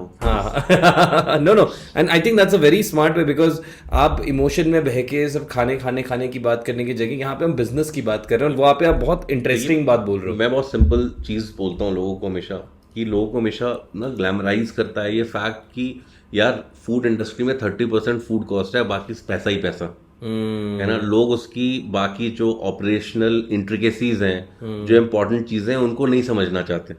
लोगों को लगता है कि यार फूड कॉस्ट तो 30% ही होती है ना बस, और उसके ऊपर तो बस पैसा ही पैसा. तो आई थिंक वो जो फैक्टर है ना, वो अपने दिमाग से निकाल लेना चाहिए, क्योंकि बाकी फैक्टर्स को कंसिडर. आप कई लोग क्या होता है कि मुझे खाने और खिलाने का बड़ा शौक है तो मैं एक रेस्टोरेंट खोल देता हूँ. खाने का शौक होना is one thing, but trust me kitchen पूरी साइंस से चलती है. अगर मैं एक कलाउटी कबाब बना रहा हूँ, मैं उसकी पूरी कॉस्टिंग अलग कर दूंगा आपके सामने कि मेरे कबाब में ये चीजें गई हैं, इतना इसका ग्रामेज है, इतनी इसकी प्राइसिंग है, और ये मेरा कबाब मेरे को इतने का पड़ रहा है. You need to be very very smart when it terms to be costing of food. Kitchen पूरी साइंस से चलती है, it's all science and maths. और मैंने नोटिस करा है, आप जिस तरीके की बात कर रहे हैं, जिनमें ये साइंस की समझ है और जिनको पता है कि उनकी यूनिट इकोनॉमिक्स ब्रेकडाउन क्या है, उनको मार्केटिंग पे कितना खर्चा करना है. कई लोगों को तो ये भी लगता है मार्केटिंग में ही खर्चा करने की जरूरत नहीं, अगर आपका खाना इतना अच्छा है अपने आप ही लोग आएंगे. बिल्कुल ठीक है, वर्ड ऑफ माउथ फैलता है, बट बहुत क्लासिक एग्जांपल देता हूँ इस चीज का क्षितिज जी, कि you build the best product in the world, if you do not market it will fail. या एब्सोल्युटली, है ना. एंड मैं इसका सबसे क्लासिक एग्जांपल देता हूँ, मेरे दिल के बहुत करीब है. there was a car launched by Fiat which was Fiat Linea.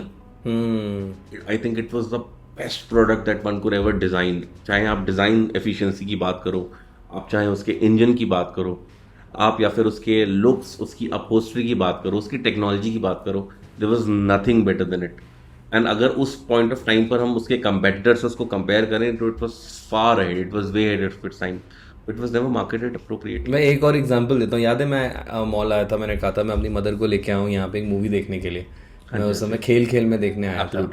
अब खेल में आई स्त्री 2 के साथ. ना टेक्निकली स्त्री 2 did fantastic. Absolutely. I don't think खेल में डिड दैट मच मार्केटिंग. नहीं बिल्कुल. मेरे को तो उस दिन पता चला जब हम मिले कि ऐसी कोई मूवी आई है और अक्षय कुमार की मूवी है. हाँ, मैंने बोला कौन सी मूवी देख रहे हैं, आपने बोला खेल में. मैंने बोला अच्छा कौन है इसमें, कब आई? Because I was not Avinash जी, मैंने वो मूवी देखी है, मैं बता रहा हूँ, it's one of the funniest movies in Bollywood. मतलब it's a very good movie, it's a very funny movie. But unfortunately it was not marketed. And it was not marketed at all. I felt so bad कि यार मतलब it's genuinely a very nice film. मैंने देखा, मतलब it's a feel good movie. It's also at the same time funny, very good acting done, and अच्छा message वगैरह भी था उसमें. And concept मुझे अच्छा लगा उसका ओवरऑल, कि अब मुझे समझ नहीं आया कि चली क्यों नहीं यार, ये मूवी तो चलनी चाहिए थी. अब आप ये भी नहीं, मतलब स्त्री 2 ने अपनी खतरनाक मार्केटिंग एंड ब्रांडिंग करी, and Stree 2 was not as good as that. I like both movies, but Stree 2 और उसको कंपेयर करोगे तो खेल में वाज बेटर. यहीं पे मैं बात करता हूँ मार्केटिंग ब्रांडिंग कितना इंपॉर्टेंट हो जाता है किसी भी रेस्टोरेंट के लिए. आमतौर पे लोग पूरा केपेक्स अपना जो उनका इन्वेस्टमेंट बजट होता है वो रेस्टोरेंट को बनाने में लगा देते हैं. हाँ, ये आपने और उसके बाद वो कहते हैं कि यार अब अगर सेल नहीं होगी तो अगले महीने मेरे को बंद करना पड़ेगा. वो तो सब, मतलब आप इस अजम्पशन पर अगर रेस्टोरेंट खोल रहे हो कि आज मैं रेस्टोरेंट खोलूंगा और कल से बिजनेस शुरू हो जाएगा और उसी पैसे से मैं रेंट पे करूंगा, सैलरीज पे करूंगा, तो ऐसा बिल्कुल भी नहीं होता. I will be very very honest, अगर आप कोई भी सेटअप खोल रहे हो ना, तो आपके पास उस प्लेस को चलाने की 6 महीने की ऑपरेशनल कॉस्ट आपके पास होनी चाहिए. यानी कि rent, salaries, electricity, water, heat light power, जिसको हम HLP कहते हैं, हीट लाइट पावर, वो सारी चीज़ें होनी चाहिए. उस लोकेशन को for next 6 months, if it does zero business, you should have the operating expenditure available with you to operate that place.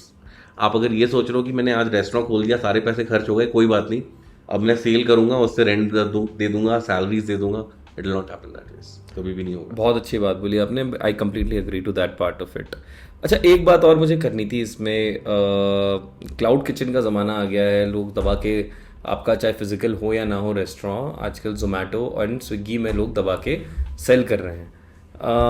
It has become very difficult to directly sell now, because लोगों की automatically अब आदत हो गई है कि उनको अगर ऑर्डर करना है वो जोमेटो स्विगी जाएंगे. There is a duopoly, there is a clear duopoly here. Convenience है. एंड आज अगर मैं जाता हूँ, मैं कहीं और नहीं आता, मैं सही में गूगल मैप बिजनेस तक चेक नहीं करूंगा, मुझे ऑटोमेटिकली पता है जोमेटो स्विगी, और वहीं से ऑर्डर करूंगा मैं. वो आपकी ऑर्डरिंग हिस्ट्री के हिसाब से आपके प्रेफर्ड रेस्टोरेंट्स और क्यूजीन आपको शो करते वो भी हैं, शो करते हैं। तो आपको ढूंढने तक की जरूरत नहीं पड़ती कि मेरे को कहाँ से खाना अब order मेरे करना है। दिमाग में ये है, अगर मैं यहाँ बैठा हूँ और मेरे साथ 50 लोग भी और बैठे होंगे यहाँ पे, आई एम प्रीटी श्योर सबके पास जोमेटो या स्विगी होगा। Absolutely. तो isn't it a great idea to focus on cloud kitchen and Zomato Swiggy से पैसे कमाएं? जब सभी के पास जोमेटो स्विगी है, maybe we can make good money in Zomato and Swiggy.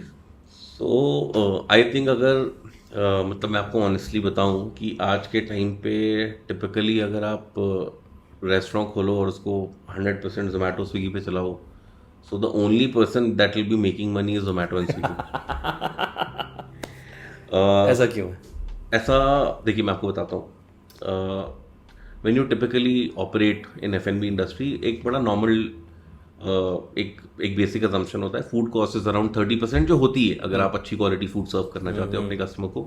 It's difficult to go beyond below 30, right? तो 30-32% के आसपास आपकी फूड कॉस्ट होती है टिपिकली, करेक्ट। राइट?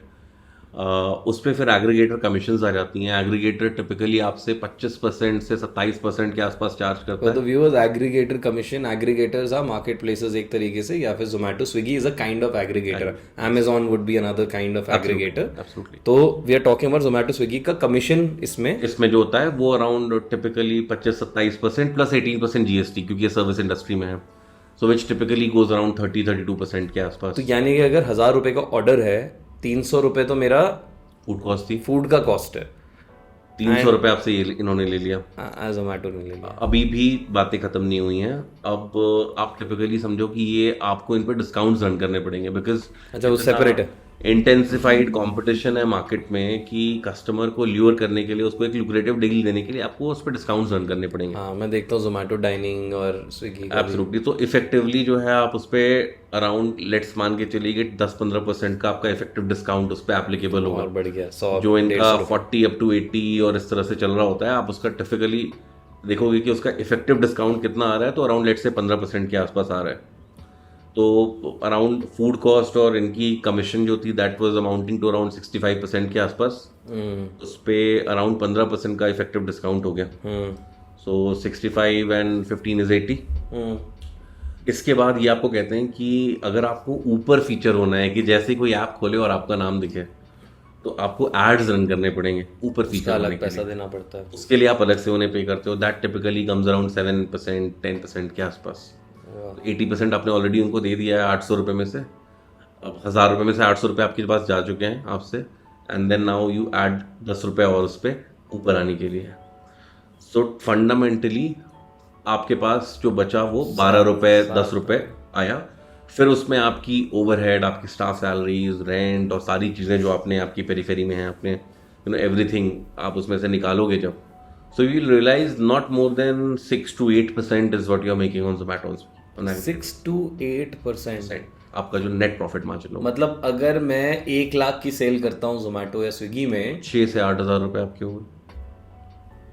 और अगर आप 10 लाख रुपए की सेल करेंगे, जिसके लिए आपको काफी एफर्ट डालना पड़ेगा, बिकॉज बहुत ज्यादा 10 लाख की सेल जोमेटो स्विगी से, a volume of 10 lakhs is huge. Very तो अगर आप 10 लाख रुपए की सेल करते हैं एग्रीगेटर प्लेटफॉर्म से, 60-70 हज़ार रुपये लेकर के जाएंगे।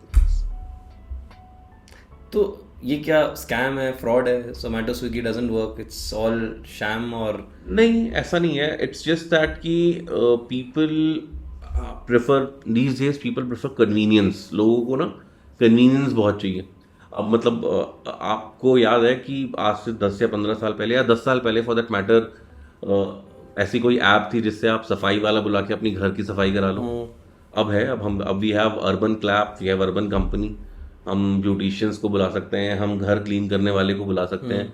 तो people are ready to spend extra but they want convenience. वो आजकल प्रायोरिटी है। एंड एग्रीगेटर प्लेटफॉर्म्स जो है उन्हें कन्वीनियंस देते हैं। नो, बट क्या ये रेस्टोरेंट के लिए बुरा है या अच्छा है? ऑफ कोर्स बुरा है। रेस्टोरेंट्स के लिए बहुत डिफिकल्ट है। कई बार बॉयकॉट जोमेटो वाली मुहिम छिड़ी है। आई रिमेंबर वे बैक इन 2015-2016 जब I think Zomato gold and easy dinar prime जो थे, ये बहुत हेफ्टी 50% 20% ऑफ दिया करते थे अगर आप पब्स क्लब्स में डाइनिंग के लिए जाते हो और वीकडेज एंड वीकेंड्स। तो इवेंचुअली इनके पे आउट्स वगैरह में भी कुछ मुझे लगता था कि वो जोमेटो देता है अपने साइड से। नहीं, वो रेस्टोरेंट ही देता है। रेस्टोरेंट देता है। That restaurant bears that. तो आई थिंक टिपिकली बहुत सारे रेस्टोरेंटियर्स इस बात से बहुत नाखुश हुए थे और उनके पे आउट्स वगैरह जब आए तो उनको रियलाइज़ हुआ कि यार वी आर ब्लीडिंग। आप कोई आया, उसने 1000 रुपये का खाना खाया, उसने फ्लैट 50% या फ्लैट 30% डिस्काउंट लेकर के चला गया वो हमसे, और उसके बाद हमारी फूड कॉस्ट थी। And when you are operating a place like a pub and a bar, it has huge operational cost, you know. आपका एम्बियंस, आपका स्टाफ, मैन पावर, लाइटिंग वाइटिंग, आपको सब कुछ मेंटेन करनी पड़ती है।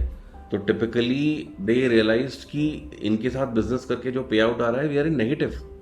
तो कई बार रेस्टोरेंट्स और बहुत NRAI के कई फोरम्स पे, नेशनल रेस्टोरेंटियर्स एसोसिएशन या रेस्टोरेंट कांग्रेस में कई बार इस तरह के डिस्कशंस होते रहते हैं कि मतलब they have become a necessary evil, we are not able to survive without them, is there an alternative? Because if you're not on Zomato Swiggy, you're just not visible. Absolutely. And if you are at Zomato Swiggy, so is Zomato Swiggy more like a marketing channel now, जिससे आप ठीक है थोड़ा 6-7 हज़ार रुपये कमा लोगे? In a way, yes, it depends कि आपका टोटल बिजनेस का कितना प्रोपोर्शन उन पर है ना। मैं अगर बदमाश कबाबी की बात करूँ तो टिपिकली अराउंड 15% आपकी डिपेंडेंसी जोमेटो 15 से 20% हमारी डिपेंडेंसी एग्रीगेटर्स पे होती है, नॉट मोर देन दैट। 80% आप वॉक-इन्स पे, आप वॉक-इन्स, पिकअप्स एंड कई बार डायरेक्ट डिलीवरीज भी होती हैं। हमारे बहुत सारे कस्टमर्स हैं वो been associated with us for very long. पर कोई भी नहीं कमा रहा जोमेटो स्विगी से, कोई भी रेस्टोरेंट नहीं कमा रहा? नहीं, ऐसा भी नहीं है, it's not like that. Because again जैसे हम स्टार्टिंग में डिस्कस कर रहे थे, ब्रांड्स लाइक रिबल फूड्स जो कि एक मल्टी ब्रांड क्लाउड किचन है, क्योंकि बहरूज आई फील बहरूज, फासोस, अवन स्टोरी, गुड बोल, ये सारे ब्रांड्स एक ही किचन से ऑपरेट कर रहे होते हैं। And because of the virtue of the fact that they give so much of volume to aggregators, Swiggy Zomato का जो कमीशन परसेंटेज है इनके साथ वो भी बहुत कम है। अब एग्जैक्ट तो मुझे नहीं पता, but it is somewhere around 12%, 10%। तो मतलब जैसे वॉल्यूम ऑफ सेल्स आपके रेस्टोरेंट के कारण बढ़ रहा है, तो स्विगी जोमेटो आपके साथ एक प्राइवेट डील कर सकता है कि आपका कमीशन कम या ऑफ कोर्स करते हैं। अगर अब लेट्स से कि आपके रेस्टोरेंट्स की प्रेजेंस पैन इंडिया हो रही है, आप मल्टीपल सिटीज में आ रहे हैं, बेटर ऑफर देते हैं, तो you can always discuss with them that you know भाई we are coming into multiple cities and we are franchising also. अगर आप इतना ले लोगे तो मैं उसका रिटर्न कहाँ से निकालूंगा? So let's sit and discuss and bet you know. But for someone who starting it is a necessary evil, जहाँ आपको होना ही पड़ेगा, आपके पास ऑप्शन नहीं है, बट आपके पास बचता कुछ खास ज्यादा नहीं है। अच्छा, one advice if you have to give to Zomato और Swiggy, what do you think is one thing they can really work on to make the experience of the restaurants better without compromising the entire like consumer experience? जो consumer experience, अगर मैं ऐसा बोलूँ तो, because I am sure उन्होंने बहुत सोचा होगा, ऐसा नहीं है कि वो नहीं सोचते होंगे आप लोगों का। नहीं, बट हमारा तो सोचेंगे ही, क्योंकि हमारा नहीं सोचेंगे तो फिर वो अपने बारे में कैसे सोचेंगे? तो मेरे को लगता है कि एग्रीगेटर्स जो हैं, मेरे को टिपिकली कभी I do not know the inside story कि वो क्या उनके फाइनेंशियल्स हैं, बिकॉज मेरे को तो कई बार समझ ही नहीं आता था कि हमसे पैसे लेने के बाद, हमसे कमीशन चार्ज करने के बाद, हमसे ऐड के पैसे लेने के बाद, हमसे डिस्काउंट बर्न करने के बाद और कस्टमर से भी डिलीवरी फी चार्ज करने के बाद फिर भी ये प्रॉफिटेबल नहीं है। तो पहले तो मतलब मेरा जो अपना पर्सनल असम्पशन है, I might be wrong, but मेरी जो अपनी पर्सनल फीलिंग कहती है, मुझे ऐसा लगता है कि पता नहीं, they need to reevaluate their business model first. कि अगर आप 10-15 साल से ऑपरेशंस में हो और आप प्रॉफिटेबल नहीं हो और आप हर किसी को ब्लीड करा रहे हो, आप कस्टमर से भी डिलीवरी चार्ज लेते हो, आप उसको भी जोमेटो गोल्ड बेचते हो, आप रेस्टोरेंट से भी कमीशन लेते हो, there's a customer acquisition cost, TV और हॉटस्टार और इधर उधर भी ऐड चलाते हैं। I think yes, TV, Hotstar, Meta पे बहुत जगह, मेटा पे बहुत ज्यादा एक्सपेंसिव होता है इनका। तो मतलब मेरे को आई रियली थिंक कि they need to fundamentally revalidate कि कहाँ पर ऐसा हो रहा है। मतलब I think the only comfort that they can pass on to the restaurants is probably कि वो अपने कमीशंस कम कर दें। कितना होना चाहिए आपके हिसाब से? I think nobody would mind paying a commission of around somewhere between 10 to 15%. But right now it is more than 25%. Yeah, absolutely. 25-27% plus GST. Dipendra Goyal जी, अगर आप सुन रहे हैं तो I think 10 to 15% is something restaurants won't mind, but probably Zomato, Swiggy is also trying to recover its costs and deliver to its उनको भी blame नहीं कर investors. सकते बिकॉज उन्होंने इतना बड़ा इकोसिस्टम और इंफ्रास्ट्रक्चर सेटअप किया है. It's legendary, मतलब वो भी अपने आप में legendary चीज है. इतना penetrate करना मार्केट को is not easy. It is, देखो घूम फिर के business is not easy and we all have tried multiple things. But what you are saying is अगर अभी भी profitable नहीं है despite so many years, they must reevaluate the model. मुझे लगता है ऐसा. हालांकि वो लोग बहुत बड़े एक्सपर्ट्स हैं and I am nobody to give a piece of advice to them, but मुझे लगता है कि क्या ये ख्याल उनको कभी नहीं आता होगा कि हम अगर 10 12 15 साल से हैं और उसके बाद भी हम प्रॉफिटेबल नहीं हैं. दीपेंद्र गोयल जी 80 करोड़ का घर खरीद लेते हैं, प्रॉफिटेबल नहीं है जोमेटो, फिर भी स्विगी IPO ले आता है, प्रॉफिटेबल ना होने के बाद भी मतलब IPO लाने की पूरी तैयारी कर लेता है. इनके टॉप एग्जीक्यूटिव्स जो हैं उनको BMW, पोर्शे, फरारी मिल जाती है. तो मैं समझना चाहता हूँ कि पैसा कहाँ जा रहा है.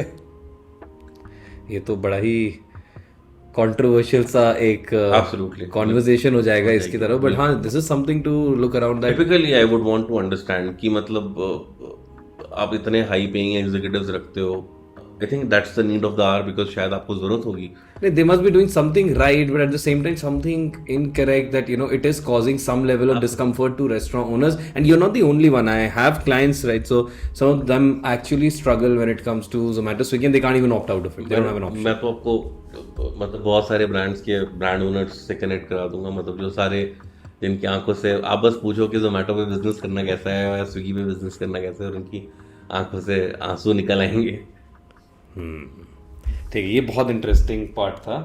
आई थिंक यही रीजन है इस वजह से रेस्टोरेंट्स टिपिकली सेल्फ डिलीवरीज और ट्राई करते इस तरह की हैं. चीजें कर रहे हैं. मतलब जोमेटो के साथ ही डिलीवर करते हुए अपने पैकेजिंग में ही वो अपना एक डालते हैं, नोट डाल देते हैं, या डॉट पे, थ्राइव और गपशप, इस तरह के बहुत सारे प्लेटफॉर्म्स भी अब आ गए. फिर भी कंज्यूमर को कन्वीनियंस जोमेटो, स्विगी का ही लगता है, क्योंकि कस्टमर को वहां से स्विच कराना या शिफ्ट कराना किसी और प्लेटफॉर्म पर या किसी भी और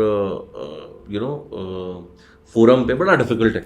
एक हैबिट फॉर्म हो चुका है अब. एक हैबिट है, एक कन्वीनियंस है, एक कंफर्ट है. मैं तो कई बार मजाक में कहता हूँ कि बस अब वही बचा है कि एक इस चीज़ का भी एग्रीगेटर प्लेटफॉर्म है या ये एग्रीगेटर से एक्सटेंडेड सर्विस ऑर्डर कर दें कि आप फूड ऑर्डर करिए और फिर एक आदमी आकर के आपको चम्मच से घर में खिलाएगा भी और फिर आपको एकदम आपका मुंह पोंछ करके टिश्यू से और सब करा करके आपको बाय करके आपको नमस्ते करता हुआ चला जाएगा. क्योंकि अगर कन्वीनियंस की बात करें तो मतलब इतना कन्वीनियंस मिल जाए फिर कि अब खाना भी ना पड़े, खिलाने के लिए भी कोई आ जाए. मतलब अगर कोई वर्कआउट करना चाहता है इस पर तो सोचे कि खाने के साथ एक शख्स आए जो खिला दे और शायद वो एक फाइन डाइनिंग एक्सपीरियंस की तरह क्रिएट कर दे आपके घर पे, तो why not.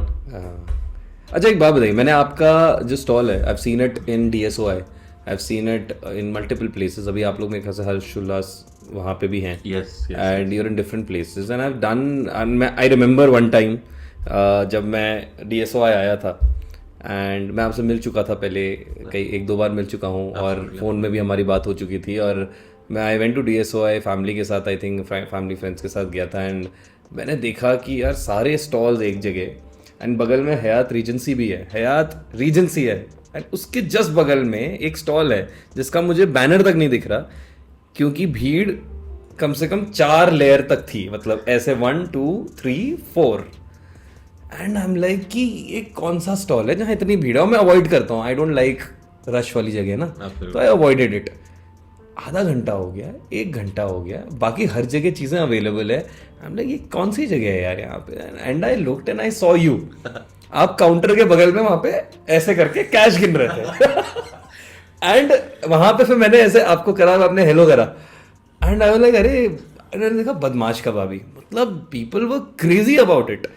What is your secret sauce behind getting that crazy level of audience in a stall, in an event or something? Because मैंने देख रखा है एक नहीं multiple times जहाँ आप ये करते हो regularly and लोग बहुत ज़्यादा भीड़ बना के वहाँ पहुँच जाते हैं. ऐसा क्या है? Honestly मैं आपको बताऊँ कि बस आप लोगों का प्यार है ना. अगर मैं ये बोलूँ कि हमारे कुछ सीक्रेट मसाले हैं और ऐसा है तो ये सब बेवकूफ़ बनाने वाली बात नहीं. देखिए ये तो मीठी मीठी बातें करने वाली हो गई. यही तो डिफरेंस है. देखो यहाँ आपको बताना पड़ेगा what is the science. You said there is a science, we want to know the science. ऐसा क्या है? बिकॉज यही प्यार दूसरे, ऐसा नहीं हयात के लिए नहीं आता लोगों को, ऐसा प्यार दूसरे वहां पे कुछ बेकरी आइटम्स भी थे, अच्छे अच्छे वहां पे नॉर्थ इंडियन फूड भी था, ऐसा क्या था बदमाश कबाबी में कि सारा क्राउड वहीं जा रहा था बार बार? आई थिंक वो स्पेशलाइज्ड क्यूजीन लोगों को बहुत पसंद है पहला तो that is very very important वो, क्योंकि जस्ट अगेन जो मैंने we need to go back to the problem statement that I identified कि लोगों को खाना है बहुत पसंद लेकिन वो इजीली अवेलेबल नहीं होता। अच्छा, जैसे दाल मखनी ये सब तो आपको नॉर्मल रेस्टोरेंट में मिल जाते हैं, बटर चिकन और ये सब बहुत सारे Authentic स्टॉल्स मटन, वहाँ लगे गलौटी होंगे कबाब, और शिकारी तंगड़ी वगैरह। लेकिन when you talk about items like बोटी कबाब, गलौटी कबाब, काकोरी कबाब, शिकारी तंगड़ी, इस तरह की जो डिशेस होती हैं ये टिपिकली अवेलेबल नहीं होती। तो जब कुछ ऐसा दिखता है तो ऑफ कोर्स लोगों के अंदर एक एक्साइटमेंट आती है कि हाँ यार हम। एंड एक और रीजन ये भी हो सकता है, DSY में वहां पे लोग विस्की वगैरह पी रहे होते हैं साइड में, तो विस्की के साथ चिकन और मटन का स्वाद ही अलग आ जाता है। ट्रू ट्रू, मतलब यस ऑफ कोर्स, मतलब हमारा जो हमारी जो प्रोडक्ट लाइनअप है या हमारा जो मेन्यू है, आई वुड से कि वो अल्कोहल को काफ़ी कॉम्प्लीमेंट करता है। हाँ, है ना, तो दैट्स वाई आपने जब इनिशियली कहा था कि डू यू सी बदमाश कबाबी कि आप उसको एक फाइन लाइन की तरफ लेकर के जाना चाहते हो and all, yes definitely I would want to do that, it will give a complete experience. Exactly the cuisine complements it a lot. That's why you didn't want to expand over a cart, you wanted to make sure that it is expanding over. Absolutely. Okay, makes complete sense. चलिए, अभी तक तो मतलब अगर मैंने आज एक food industry F&B brand शुरू करना था, आपने मुझे बहुत इंसाइट्स दे दिया। आपने मुझे बता दिया कि आपको स्टार्ट करने के लिए पैसे की क्या नीड है, वो किस किस तरह के बिजनेसेस हैं, क्या लाइसेंसेस चाहिए, हमने बहुत चीज़ों के बारे में चर्चाएं करी। आपने चक्षु खोल दिए लोकेशन के बारे में, आपने दिमाग के दायरे सारे तोड़ दिए, जोमेटो स्विगी के सारे आपने जो इधर उधर के सब कुछ आपने खुलासे करे हैं। These are very interesting and despite all the struggles you still recommend कि F&B is a good business, but it is not as glamorous और easy as people think कि हाँ भाई चलो यार दोस्तों एक शुरू करते हैं, ऐसा नहीं। you have to understand the science behind it. Absolutely. बिल्कुल बिल्कुल, मतलब बहुत सारी चीज़ें होती हैं जैसे वेस्टेजेस और इस तरह के जो एस्पेक्ट्स होते हैं उनके लिए मतलब बहुत छोटा सा एग्जांपल देता हूँ आपको। हमारे गलावटी कबाब सबको बहुत पसंद है ना। I think Dehradun's most favourite galouti kebabs is that Badmash Kababi, my first item जो मैंने चखा था आपका। तो टिपिकली क्या होता है, आप देखते होंगे कि मेन्यू में गलावटी कबाब होते हैं because some people want to have it just the kebabs. कुछ लोग हमेशा उसको उल्टे तरह पराठे के साथ रिलीज करते हैं बिकॉज एक्चुअली कबाब पराठे का कॉम्बो बड़ा ही आइकॉनिक है और बहुत पसंद किया जाता है साथ में। सिमिलरली कुछ लोग मेयोनीज के साथ पसंद करते हैं। कुछ लोग ऐसे होते हैं जिनको पसंद तो है लेकिन वो खाना थोड़ा मैसी लगता है, तो they want it like a finger food, बहुत ही हैंडी फॉर्म में कि हमें रोल मिल जाएगा क्या इसका। तो आप देखो कि सिर्फ वो एक चीज़ है, दैट इज गलौटी कबाब। हमने उससे एक गलौटी कबाब का एक प्लेटर, एक प्लेट भी बना दी। हमने उससे एक पराठे के साथ ऐड करके उसके एक कॉम्बो भी क्रिएट कर दिया एंड हमने उसको एक रोल बना करके लोगों को एक फिंगर फूड और एक हैंडी आइटम भी दे दिया।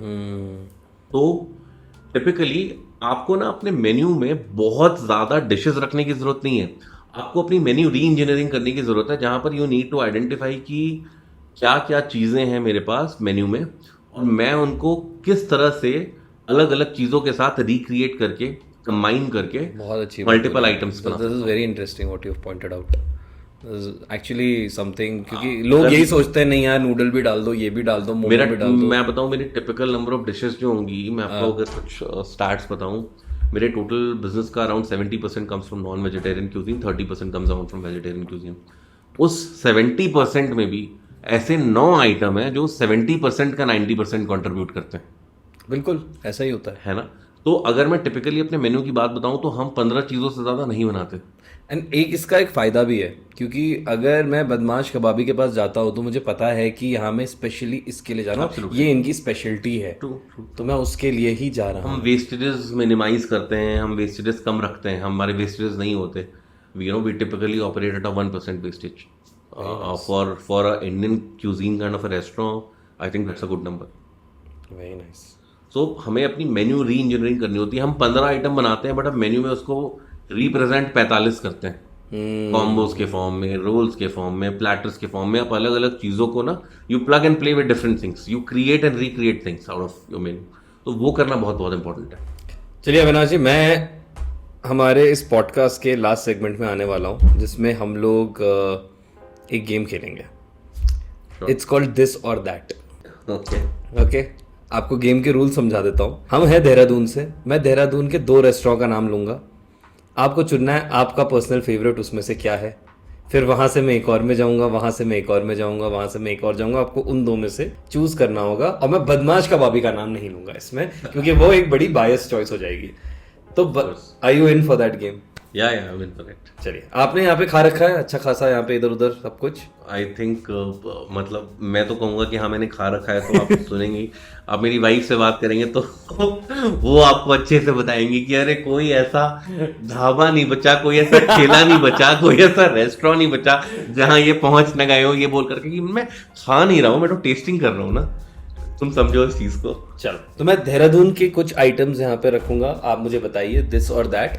अगर आपने नहीं खाया है वहाँ का तो आप बता देना कि यहाँ का नहीं खाया, तो automatically that. So that's not really something. ठीक है ना? तो लेट्स डू दैट. बड़ा रैंडम है. I don't have a script और एनीथिंग. आपको तो पता ही है कुछ नहीं है. Go ahead. So we are just going to randomly start asking a question and let's make it simple. Let's start with Foxtrot और Mamagoto. Foxtrot. Foxtrot. Foxtrot और अशनन. फॉक्सट्रॉट. फॉक्सट्रॉट और कुमार्स. फॉक्सट्रॉट. आपने अभी ऊपर कर दिया. फॉक्सट्रॉट क्या मैं जल्दी ले आया क्या? फॉक्सट्रॉट और ऑर्चर्ड. फॉक्सट्रॉट. फॉक्सट्रॉट और मीठू मीठू थकाली. फॉक्सट्रॉट. आपने फॉक्सट्रॉट को एकदम ऊपर ही कर दिया. Foxtrot is winning and everything. Foxtrot और Kalsang. Foxtrot. I am not a fan of Tibetan cuisine इस वजह से. ठीक है, तो I think I can remove some of the others इधर उधर से. So Foxtrot is coming out very very nice. Okay, Foxtrot और ब्लैक पेपर. फॉक्सट्रॉट. फॉक्सट्रॉट और प्रेसिडेंट. अब यहाँ पे डिपेंड करता है कि मुझे क्यूजीन कौन सी खानी है.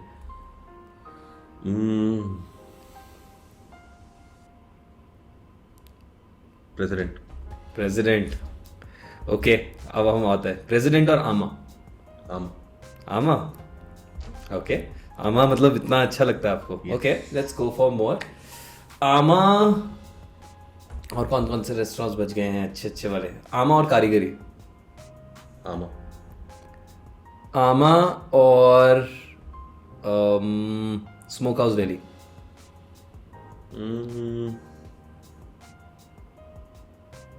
Smoke house Delhi. Smoke house. Okay, smoke house को आपने आमा के ऊपर रख दिया. ठीक है, स्मोक हाउस दिल्ली और Delhi Heights. Smoke house Delhi. Smoke house Delhi और चिलीज. चिलीज. चिलीज आपको स्मोक हाउस दिल्ली से बेटर लग गया. ठीक है, चिलीज और गोला सिजलर्स. एक्चुअली गोला sizzler is famous for sizzlers only and वहाँ पर आपको ज़्यादा ऑप्शंस मिल जाते हैं. You know when it's more of American finger food. जब आप वहाँ की बात करते हैं, चिलीज़ की बात करते हैं, तो सो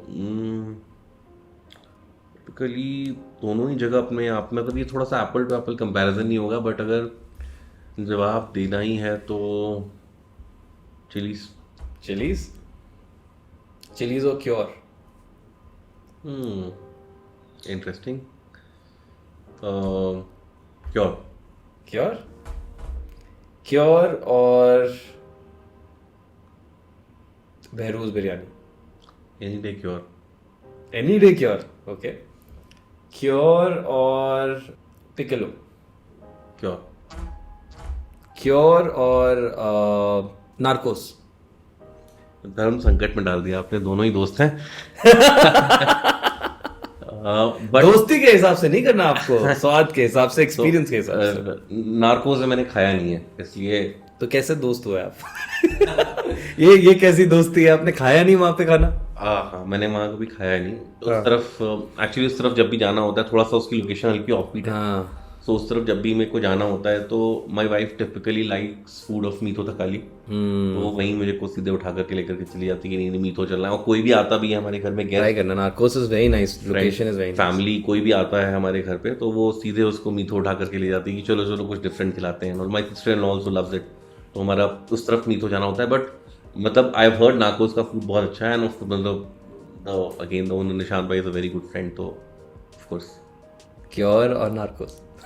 मैंने खाया नहीं नार्कोस तो क्योर तो इस तरह से Cure. Okay. I haven't eaten Narcos का फूड. क्योर और टैवर्न. अब यहाँ पे भी क्यूजीन बड़ा इंपॉर्टेंट रोल प्ले करती है. अगर इंडियन खाना है तो ट्रैवल, अगर कॉन्टिनेंटल खाना है तो cure. You have to choose one.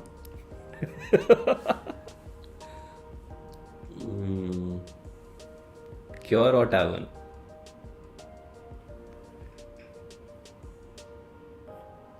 Cure. Cure और bungalow. Any day cure. Really. चलो अब अपने आप से ही बता दो कोई एक रेस्टोरेंट जो क्योर से भी बेहतर आपको लगता है. What is your favorite place? आप अपना नाम नहीं ले सकते हैं. What is your favorite place? What is your favorite restaurant in Dehradun? In Dehradun Yeah. बड़ा डिफिकल्ट है. Something that even beats Cure.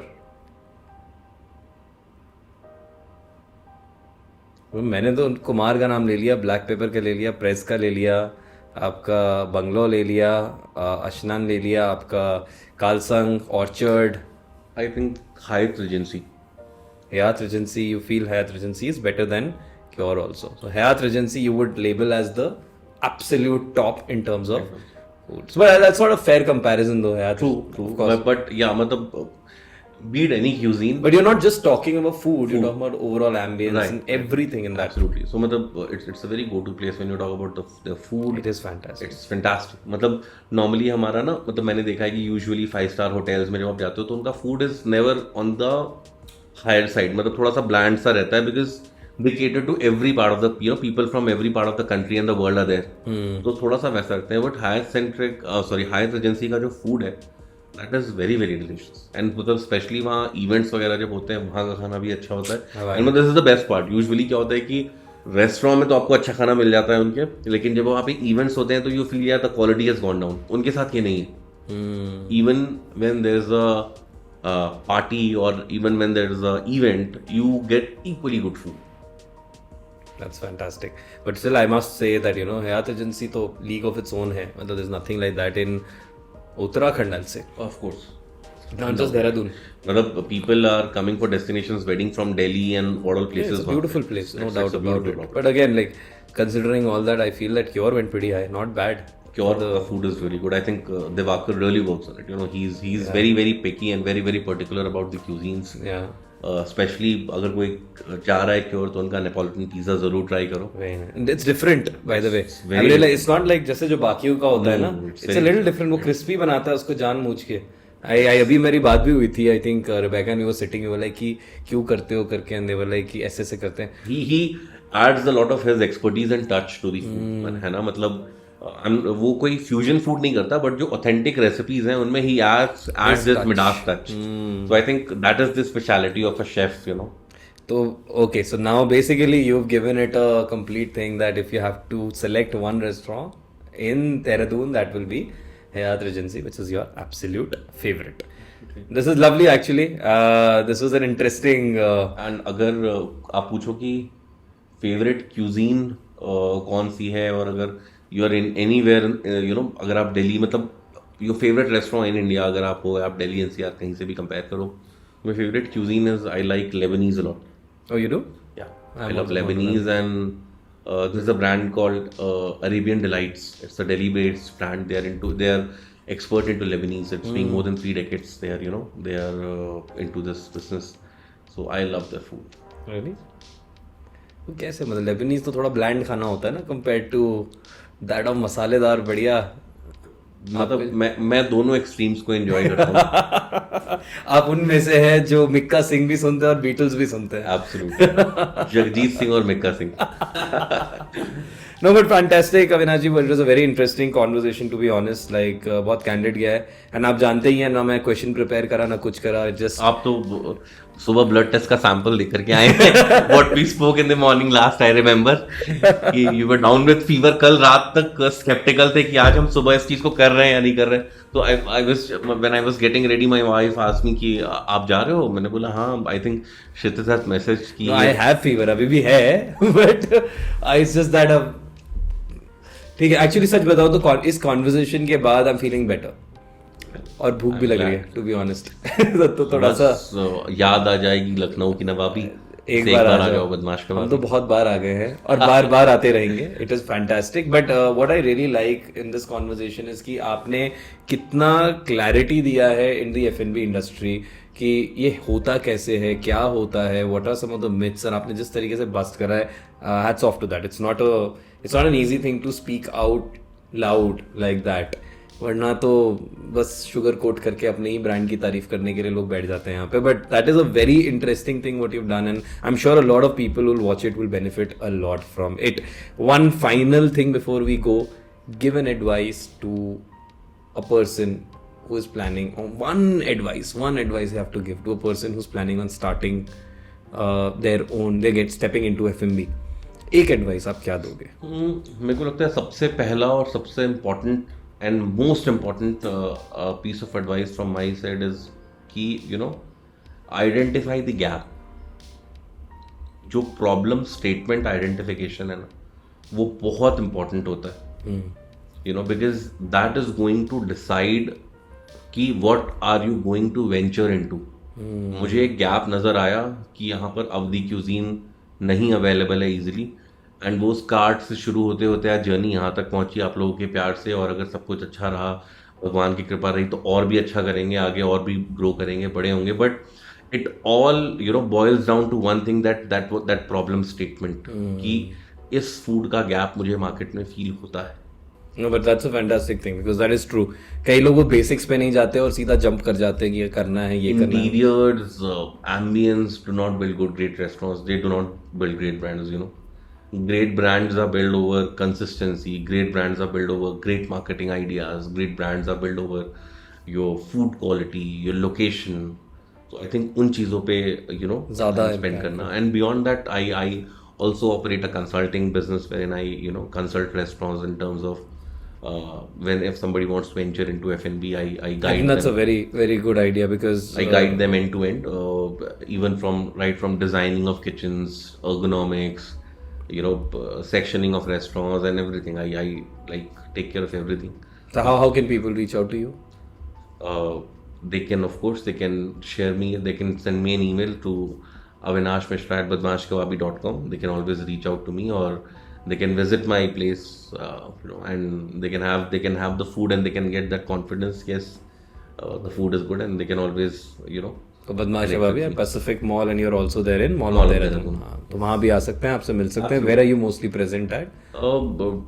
You know, usually मैं तो वैसे for 1.5 I'm in Rajpur Road. I go there. That's how I typically manage things. अच्छा, but lovely. I think it was a lovely conversation. Thank you very much for this podcast, and अच्छा लगा. You are the first guest in Founders in Hell, and for some reason everybody was running away from this. I think इसका आपने वो थोड़ा सा खतरनाक रख दिया था. The point is, देखो, just to spit fire, just to ask questions that people are not willing to ask, and मैंने कुछ questions उसी तरीके से रखे हैं, but it's respectful in that way, right? But obviously the more important fact out here is to help out businesses who are trying to venture into it and ask the straight forward questions, and आपने बहुत straight forward तरीके से answer दिया है, घुमा फिरा के कुछ नहीं करा। ये बहुत अच्छा है। To be as honest as possible. No, you were fantastic. You were fantastic. Thank you very much. And again, that was Avinash Mishra ji, the founder of Badmaash Kababi, an authentic Lucknowi cuisine, a Ravdi cuisine, something that you can truly enjoy in Dehradun, as well as it's got some franchises across India. If you do need any help and you want to talk to him directly, you can come to his store in Pacific Dehradun, या फिर you can go to Mall of Dehradun, वहाँ पे मिल सकते हैं। Otherwise email address मैं यहाँ पे सारांश को बोल के डलवा ही दूंगा। You can add on my phone number also. हाँ, फोन नंबर वगैरह भी can be added. You can directly talk to him, ask him, you know, if what are the right needs in this and that, and he'll consult you, he'll help you out. I've consulted many restaurants for that matter. So lovely. So perfect with that. Thank you very, very much, guys. This was the pilot episode of Founders in Hell. And अगर अच्छा लगा तो please like, share, subscribe and comment जरूर करना. How did you find it? What was that one part that you loved the most? And फिर भी कोई questions हो तो मैं अविनाश जी को बोलूँगा, उसमें जरा reply कर दीजिएगा किसी के अगर comments आते हैं तो. Absolutely. ठीक है. Thank you very much and thank you, Avinash ji. Thank you, Shraddha ji. See you in the next episode.